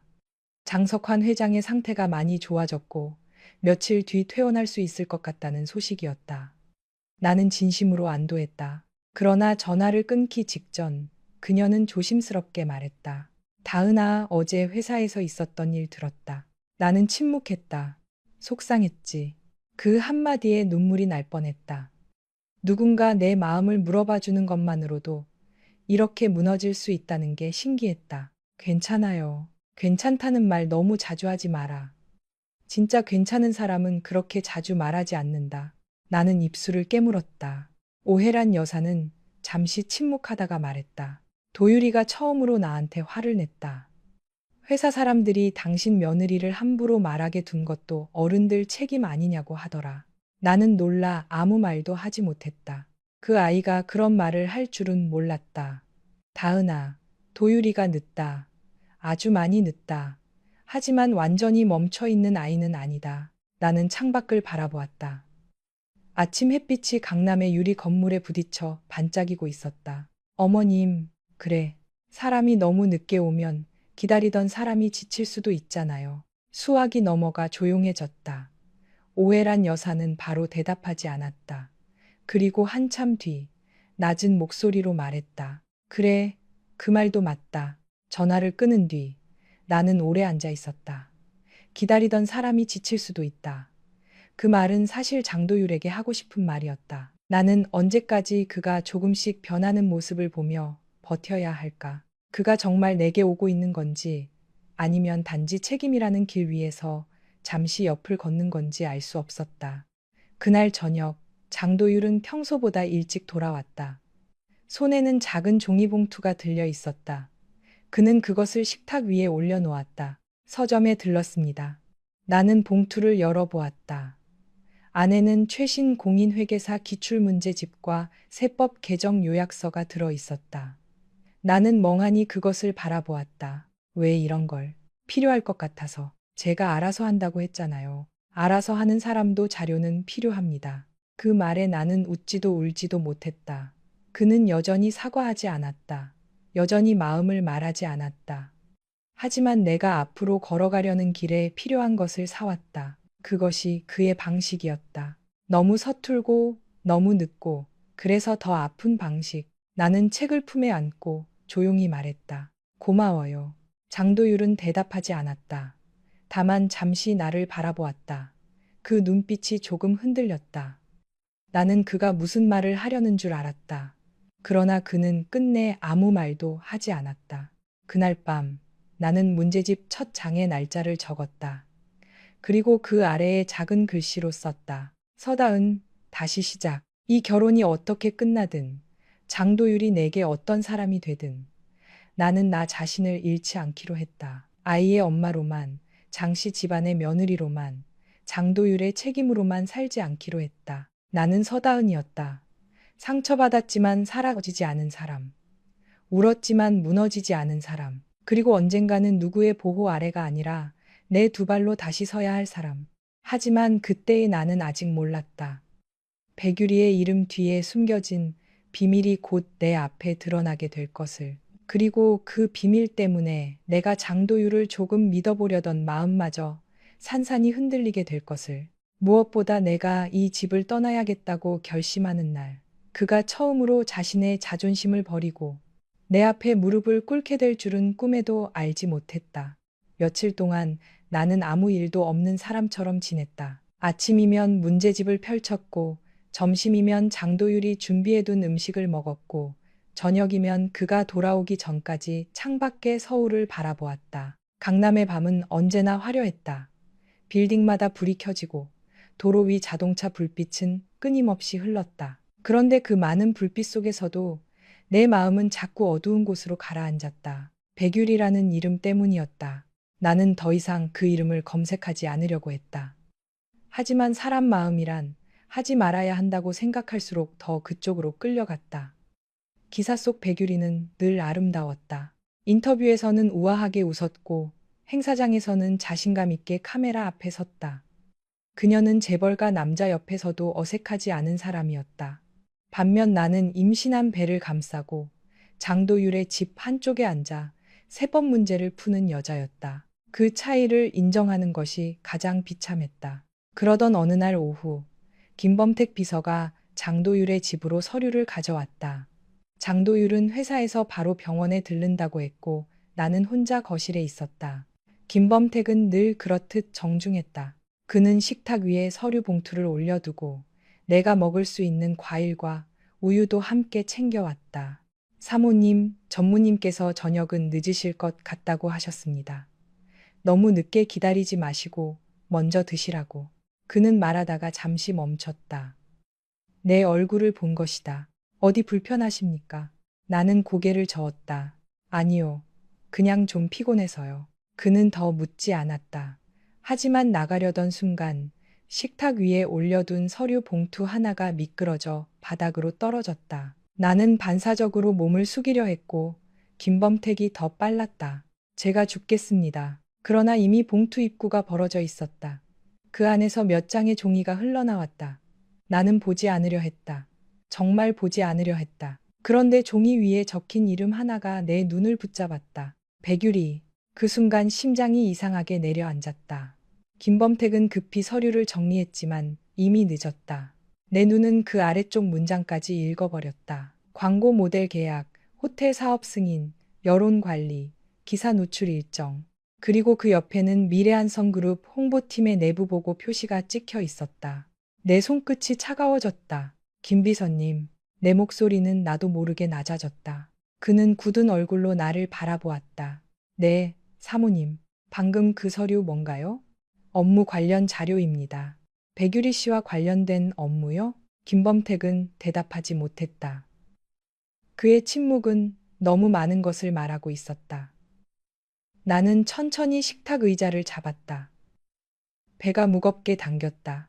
그 열애설 그냥 난 게 아니었나요? 사모님, 그건 제가 말씀드릴 수 있는 부분이 아닙니다. 그 말이 오히려 답이었다. 나는 웃음이 나왔다. 웃음이라고 하기에는 너무 쓰라린 숨이었다. 그러니까 그 모든 기사는 우연이 아니었다. 장도율과 백유리가 함께 찍힌 사진, 청담동 레스토랑, 심야 만남, 사람들의 추측. 그 모든 것이 누군가의 계산 안에 있었다는 뜻이었다. 장도율 씨도 알고 있었겠네요. 김범택은 고개를 숙였다. 전무님께서 사모님께 일부러 상처를 주려고 하신 건 아닙니다. 그런데 상처는 받았어요. 내 말에 그는 아무 말도 하지 못했다. 나는 그를 탓하고 싶지 않았다. 김범택은 비서였고 그의 자리는 명령을 수행하는 곳이었다. 하지만 그 순간 나는 내가 얼마나 철저히 바깥에 세워져 있었는지 깨달았다. 장도율은 나를 지켜준 적도 있었다. 회사 복도에서 나를 아내라고 불렀고 아이가 나를 닮았으면 좋겠다고 말했다. 그런데 정작 내가 가장 아파했던 일의 진실은 끝까지 말해주지 않았다. 보호하려고 숨긴 것인지 믿지 못해서 숨긴 것인지는 중요하지 않았다. 숨겨졌다는 사실이 중요했다. 그날 밤 장도율은 평소보다 늦게 돌아왔다. 나는 거실 불을 켜둔 채 앉아 있었다. 그는 현관에서 나를 보고 걸음을 멈췄다. 내 표정만 보고도 무언가 알았는지 코트를 벗는 손이 아주 잠깐 멈칫했다. 아직 앉았습니까? 기다렸어요. 그는 천천히 다가왔다. 무슨 일 있습니까? 나는 식탁 위에 놓인 서류 봉투를 바라보았다. 김범택이 가져갔어야 할 서류 중 한 장이 내 손에 남아 있었다. 내가 일부러 붙잡아둔 것이었다. 장도율은 그 종이를 보는 순간 얼굴이 굳었다. 봤습니까? 네. 그는 깊게 숨을 내쉬었다. 오해하지 마십시오. 나는 그 말을 듣자마자 웃었다. 너무 익숙한 말이었다. 오해하지 말라. 신경 쓰지 말라. 착각하지 말라. 그는 늘 내 감정을 내가 잘못 해석한 것으로 만들었다. 이번에도 제가 오해한 건가요? 그는 바로 대답하지 못했다. 나는 종이를 식탁 위에 내려놓았다. 백유리 씨와 열애설은 일부러 흘린 거죠. 미래한성 호텔 사업 홍보 때문에 투자사 시선 돌리고 집안 내부 문제 덮으려고. 맞죠? 장도율의 눈빛이 어두워졌다. 복잡한 일이었습니다. 저는 그 복잡한 일 때문에 몇 달 동안 세상에서 제일 우스운 사람이 됐어요. 내 목소리가 떨렸다. 참고 싶었지만 참아지지 않았다. 법적으로는 당신 아내인데 기사에서는 당신 옆에 다른 여자가 어울린다고 했어요. 회사 사람들은 저를 임신으로 자리 잡은 여자라고 했고요. 그런데 당신은 다 알고 있었네요. 그 기사가 왜 났는지, 백유리 씨가 왜 당신 옆에 있었는지 전부 알고 있었어요. 서다은 씨, 왜 말 안 했어요? 그는 침묵했다. 나는 그 침묵이 너무 지겨웠다. 처음에는 그 침묵이 상처였고, 나중에는 벽이었고, 이제는 모욕처럼 느껴졌다. 제가 그렇게 못 믿을 사람이었나요? 그 질문에 장도율의 얼굴이 흔들렸다. 그런 게 아닙니다. 그런 게 아니면 뭔데요? 나는 자리에서 일어났다. 배가 무거웠지만 그 순간만큼은 앉아 있을 수 없었다. 당신은 늘 그래요. 나를 챙기고 병원에 데려가고 밥을 해주고 책도 사줘요. 그런데 정작 중요한 건 말하지 않아요. 내가 왜 아픈지, 무엇 때문에 무너지는지 뻔히 알면서도 그냥 기다리게 해요. 그러면서 나중에 와서 오해하지 말라고 해요. 장도율은 천천히 내 앞으로 다가왔다. 그때는 말할 수 없었습니다. 회사 문제와 연결돼 있었고 당신이 알면 더 위험해질 수도 있었습니다. 위험해지는 게 싫어서 숨긴 건가요? 아니면 제가 끼어드는 게 싫어서 숨긴 건가요? 그는 입술을 다물었다. 나는 고개를 끄덕였다. 더 들을 필요가 없었다. 알겠어요. 서다은 씨. 저 아이 낳고 나면 나갈게요. 그 말이 거실 한가운데 떨어졌다. 장도율은 그대로 굳었다.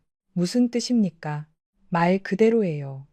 아이는 장씨 집안 핏줄이니까 당신이 원하면 양육에 대해 논의할 수 있어요. 하지만 저는 이 결혼 계속 못해요. 그렇게 쉽게 말할 문제가 아닙니다. 쉽게 말하는 거 아니에요. 나는 눈물을 참으며 말했다. 당신이 나한테 처음 했던 말, 아직도 기억해요. 침대 한 번으로 높은 곳에 올라갈 수 있다고 생각하지 말라고 했죠. 저는 그 말 때문에 매일 제 자신을 의심했어요. 내가 정말 그런 사람으로 보였나? 내가 아무것도 요구하지 않았는데도 그렇게 천박한 사람이었나? 그런데도 아이 때문에 참고, 어머님, 아버님 때문에 참고, 당신이 조금씩 달라지는 것 같아서 또 참았어요. 장도율의 얼굴이 창백해졌다. 그 말은 사과하지 마세요. 나는 그를 막았다. 지금 사과하면 제가 또 흔들릴 것 같아서 싫어요. 그의 눈빛이 처음으로 무너졌다. 하지만 나는 더 이상 보고 싶지 않았다. 그가 늦게 후회하는 모습까지 내가 감당해야 할 이유는 없었다. 그날 밤 나는 그의 침실이 아니라 게스트룸에서 잤다. 정확히 말하면 거의 잠들지 못했다. 새벽 내내 뱃속 아이가 움직였다. 처음에는 약하게, 그러다 점점 선명하게. 나는 손바닥으로 배를 감싸고 조용히 울었다. 아이는 세상의 복잡한 사정을 모른 채 살아있다고 알려오고 있었다. 며칠 뒤 나는 한남동 본가로 돌아가겠다고 말했다. 장도율은 반대했지만 오해란 여사가 중간에서 받아들였다. 그녀는 내 얼굴을 보자마자 모든 것을 짐작한 듯 했다. 삼성동 집에서 나온 날 장도율은 직접 차를 몰았다. 우리는 한마디도 하지 않았다. 한남동 저택 앞에 도착했을 때 그는 차에서 내리지 못했다. 나는 안전벨트를 풀고 조용히 말했다. 그동안 고마웠어요. 그는 운전대를 잡은 손에 힘을 주었다. 그런 말 하지 마십시오. 왜요? 마지막 인사처럼 들립니다. 나는 그를 바라보았다. 처음으로 그가 두려워하고 있다는 것을 느꼈다. 나를 잃는 것을 두려워하는 사람의 얼굴. 하지만 이미 내 마음은 너무 지쳐 있었다. 장도율 씨도 이제 알았으면 좋겠어요. 사람은 늘 곁에 있을 때만 기다려주지 않아요. 그 말을 남기고 나는 차에서 내렸다. 그는 붙잡지 않았다. 아니, 붙잡지 못했다. 내가 현관 안으로 들어갈 때까지 그는 차 안에 그대로 앉아 있었다. 한남동으로 돌아온 뒤 나는 출산 준비에 집중했다. 오해란 여사는 이전보다 더 조심스럽게 나를 대했다. 전처럼 강하게 밀어붙이지도 않았고 장도율의 편을 들지도 않았다. 어느 날 저녁 그녀는 내 방에 들어와 조용히 말했다. 다은아, 내가 너를 우리 집에 데려온 방식이 상처였다는 걸 이제야 제대로 알겠다. 나는 그녀를 바라보았다. 어머님, 그때는 아이만 생각했다. 장씨 집안 핏줄, 도율이 책임, 세상 사람들 눈, 그런 것만 봤다. 내 마음이 얼마나 무서웠을지는 늦게 생각했다. 그녀의 눈가가 붉어졌다. 미안하다. 그 한마디에 나는 참았던 눈물이 흘렀다. 이상하게도 장도율에게 듣고 싶었던 사과보다 먼저 그의 어머니에게 받은 사과가 내 마음을 조금 풀어주었다. 장석환 회장도 달라졌다. 그는 여전히 무뚝뚝했지만 어느 날 거실에서 나를 불러 앉혔다. 그리고 오래된 나무 상자 하나를 내밀었다. 안에는 작은 금반지가 들어 있었다. 이건 도율이 할머니가 며느리에게 주던 것이다. 나는 놀라 손을 저었다. 아버님, 저는 받을 자격은 우리가 정하는 게 아니다. 그는 낮게 말했다. 네가 이 집에서 겪은 일에 대해 나도 책임이 있다. 도율이를 그렇게 키운 것도 내 책임이다. 그놈이 감정을 말하지 못하고 사람을 먼저 의심하게 된 데에는 내 방식이 있었다. 처음 듣는 이야기였다. 장도율은 어릴 때부터 후계자로 키워졌고 사람을 쉽게 믿지 말라는 말을 들으며 자랐다고 했다. 장석환 회장은 회사와 가문을 지키려면 약점을 보이면 안 된다고 가르쳤고 장도율은 그 가르침을 너무 철저히 배웠다. 그래서 그는 상처받기 전에 먼저 밀어냈고 믿기 전에 먼저 의심했다. 나는 그 이야기를 들으면서 마음이 아팠다. 하지만 동시에 생각했다. 그의 상처가 내 상처를 정당화할 수는 없다고. 누군가 차갑게 자랐다고 해서 다른 사람을 얼어붙게 만들 권리는 없었다. 출산 예정일이 가까워질수록 장도율은 매일 한남동 저택에 왔다. 처음에는 부모님 핑계를 댔다. 아버지 상태를 보러 왔다고 어머니가 부른 것이라고 말했다. 하지만 그는 늘 내 방문 앞에서 오래 머물렀고 내가 산책을 나가면 멀찍이 따라왔다. 나는 모른 척했다. 그는 이제 와서 다가오려 했고 나는 이제 와서 도망치고 있었다. 어느 늦은 밤 갑자기 진통이 시작됐다. 처음에는 가진통인 줄 알았다. 하지만 통증은 점점 규칙적으로 찾아왔다. 오해란 여사가 놀라 병원에 연락했고 집안은 순식간에 분주해졌다. 나는 차에 실리듯 병원으로 향했다. 강남 세브란스 병원 분만실 앞에서 장도율이 달려오는 모습을 보았다. 그는 정장을 제대로 입지도 못한 채였다. 넥타이는 없었고 셔츠 소매는 거쳐 있었다. 그렇게 흐트러진 모습은 처음이었다. 서다은 씨, 그가 내 손을 잡으려 했다. 나는 통증 때문에 밀어낼 힘도 없었다. 그의 손이 차가웠다. 아니, 떨리고 있었다. 괜찮습니다. 내가 여기 있습니다. 나는 고통 속에서도 그 말을 듣고 웃음이 날 뻔했다. 내가 가장 필요했던 날들에는 없었던 사람이 이제야 여기 있다고 말하고 있었다. 하지만 그 손을 놓지는 않았다. 진통은 너무 아팠고 나는 너무 무서웠다. 그 순간만큼은 미움도 서운함도 자존심도 모두 멀어졌다. 나는 그저 누군가의 손이 필요했다. 분만은 길었다. 몇 시간이 지나도 아이는 쉽게 나오지 않았다. 나는 힘이 빠져 울었고 오해란 여사는 밖에서 기도하듯 손을 모았다. 장도율은 내 옆에서 계속 손을 잡고 있었다. 내가 그의 손등을 얼마나 세게 쥐었는지 나중에는 손톱 자국이 남을 정도였다. 그는 단 한 번도 아프다고 하지 않았다. 못하겠어요. 내가 흐느끼듯 말했을 때 그는 처음으로 내 이름을 아주 낮고 분명하게 불렀다. 다은아. 나는 놀라 그를 보았다. 너는 지금까지 혼자 너무 잘 버텼어. 그런데 지금은 혼자 버티지 않아도 돼. 내가 여기 있어. 그 말에 눈물이 터졌다. 너무 늦은 말이었다. 하지만 그 순간에는 그 늦은 말조차 힘이 되었다. 나는 마지막 힘을 다했고 얼마 뒤 아이의 울음소리가 분만실 안에 울려 퍼졌다. 딸이었다. 작고 붉은 얼굴로 세상에 나온 아이는 믿기지 않을 만큼 힘차게 울었다. 간호사가 아이를 내 품에 잠시 안겨주었을 때 나는 세상이 멈춘 것 같았다. 이 작은 생명을 위해 내가 그토록 버텼구나.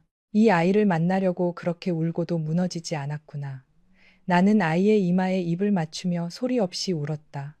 장도율은 옆에서 아무 말도 하지 못했다. 그의 눈가가 붉어져 있었다. 나는 처음으로 그가 우는 모습을 보았다.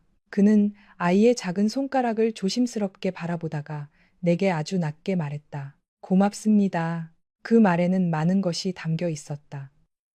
아이를 낳아줘서 고맙다는 뜻만은 아니었다. 버텨줘서, 떠나지 않고, 여기까지 와줘서, 자신이 너무 늦게 깨닫는 동안에도 무너지지 않아줘서, 고맙다는 말처럼 들렸다. 출산 후 며칠 동안 나는 병원에 입원했다. 오혜란 여사는 미역국을 직접 챙겼고, 장석환 회장은 말없이 아기 옷과 작은 금팔찌를 준비했다. 장도율은 거의 병실을 떠나지 않았다. 회사 일은 김범택에게 맡기고 병실 한쪽 소파에서 쪽잠을 잤다. 아이가 울면 어설프게 안으려 했고 기저귀 가는 법을 배우다가 간호사에게 몇 번이나 지적받았다.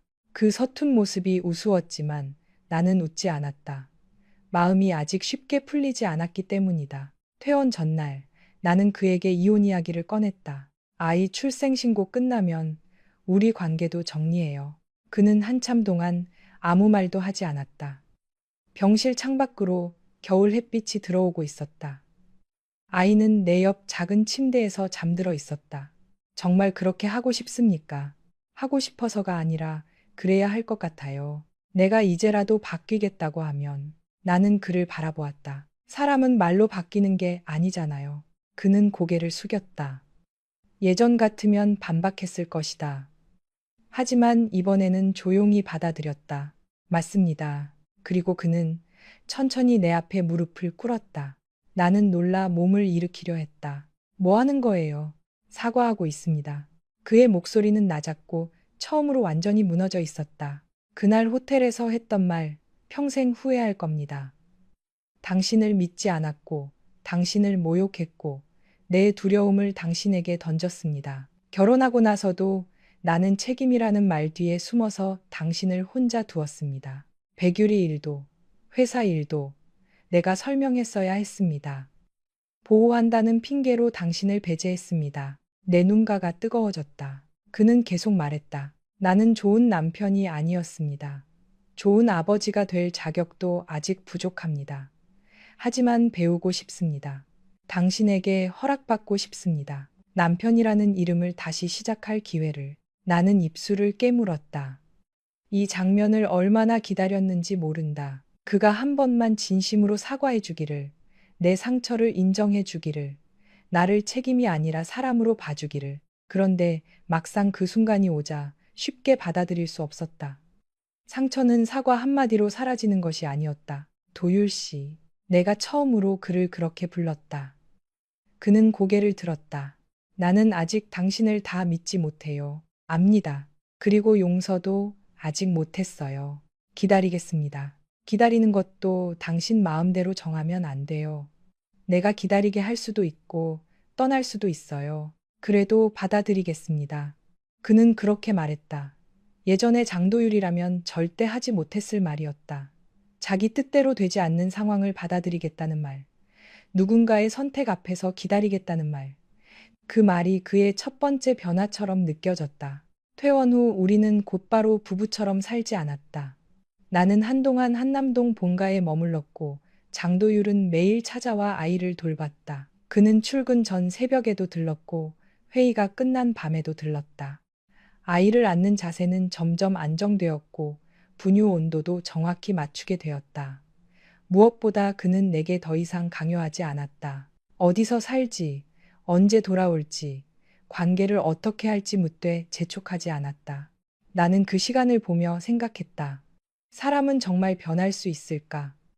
완전히 다른 사람이 되는 것은 아닐 것이다. 하지만 자신이 잘못한 방향을 인정하고 매일 조금씩 다른 선택을 할 수는 있을지도 모른다. 장도율은 바로 그 어려운 일을 하고 있었다. 봄이 오기 전 백유리 관련 기사가 정리되었다. 미래한성그룹은 공식 입장을 냈고 열애설은 사실이 아니며 호텔 사업 홍보 과정에서 과도한 추측이 있었다고 밝혔다.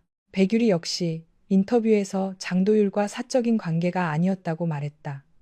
회사 내부에서는 소문을 퍼뜨린 직원들에 대한 징계가 이루어졌고 장도율은 임직원 윤리 교육을 직접 지시했다. 하지만 가장 중요한 변화는 밖이 아니라 우리 안에서 일어났다. 어느 날 장도율은 내게 작은 봉투를 건넸다. 그 안에는 혼인신고서가 아니라 결혼식장 예약 확인서가 들어 있었다. 장소는 중구 정동에 있는 오래된 한옥 예식장이었다. 화려한 호텔이 아니라 조용하고 따뜻한 곳이었다. 부담 주려는 건 아닙니다. 그가 말했다. 예약만 했습니다. 취소해도 됩니다. 다은 씨가 원하지 않으면 하지 않겠습니다. 나는 확인서를 오래 바라보았다. 왜 한옥이에요? 당신이 전에 말했습니다. 화려한 결혼식보다 가족끼리 조용히 밥 먹을 수 있는 결혼식이 좋다고. 나는 놀라 그를 보았다. 아주 오래전 삼성동 집에서 텔레비전에 나온 연예인 결혼식을 보며 무심코 했던 말이었다. 나는 그런 말을 한 줄도 잊고 있었다. 그런데 그는 기억하고 있었다. 그 순간 마음 한쪽이 천천히 풀렸다. 결혼식은 늦봄에 열렸다.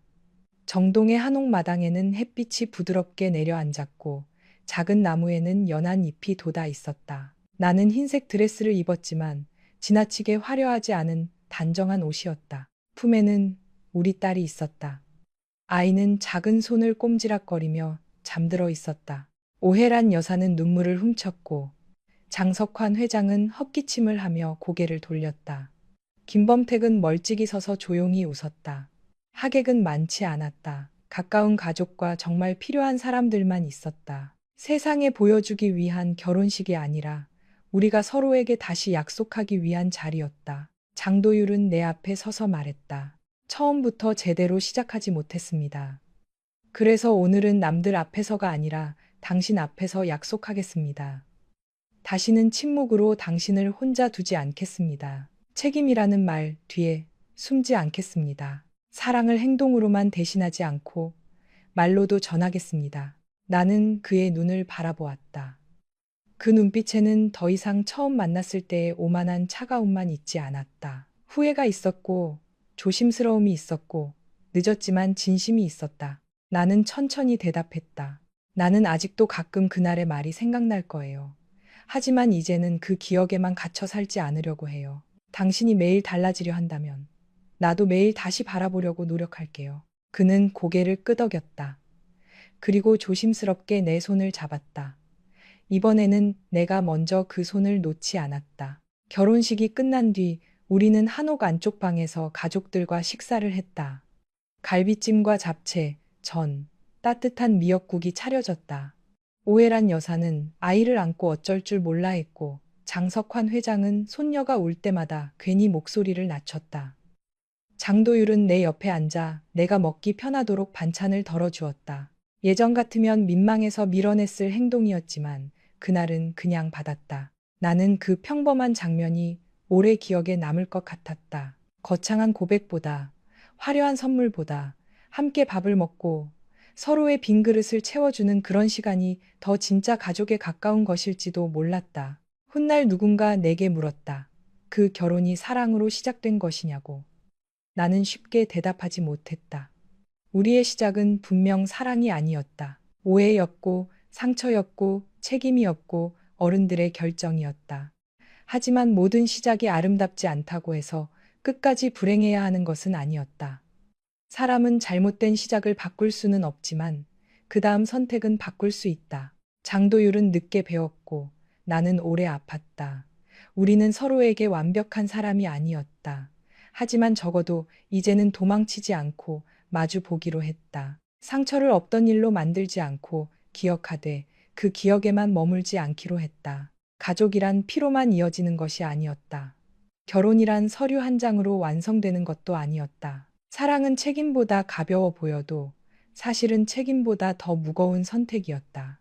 매일 말하고, 매일 듣고, 매일 고치려는 마음. 그것이 없으면 가장 가까운 사람도 가장 외로운 타인이 될 수 있었다. 나는 우리 딸을 품에 안고 봄 햇살이 내려앉은 정동 골목을 걸었다. 장도율은 내 옆에서 유모차를 밀고 있었다. 그는 아직도 말이 많은 사람은 아니었다. 하지만 이제는 내가 묻지 않아도 먼저 말했다. 춥습니까? 나는 웃었다. 아니요. 그는 잠시 나를 보더니 아주 낮게 덧붙였다. 다행입니다. 그 짧은 말에 나는 더 이상 외롭지 않았다. 완벽한 사랑은 아니었다.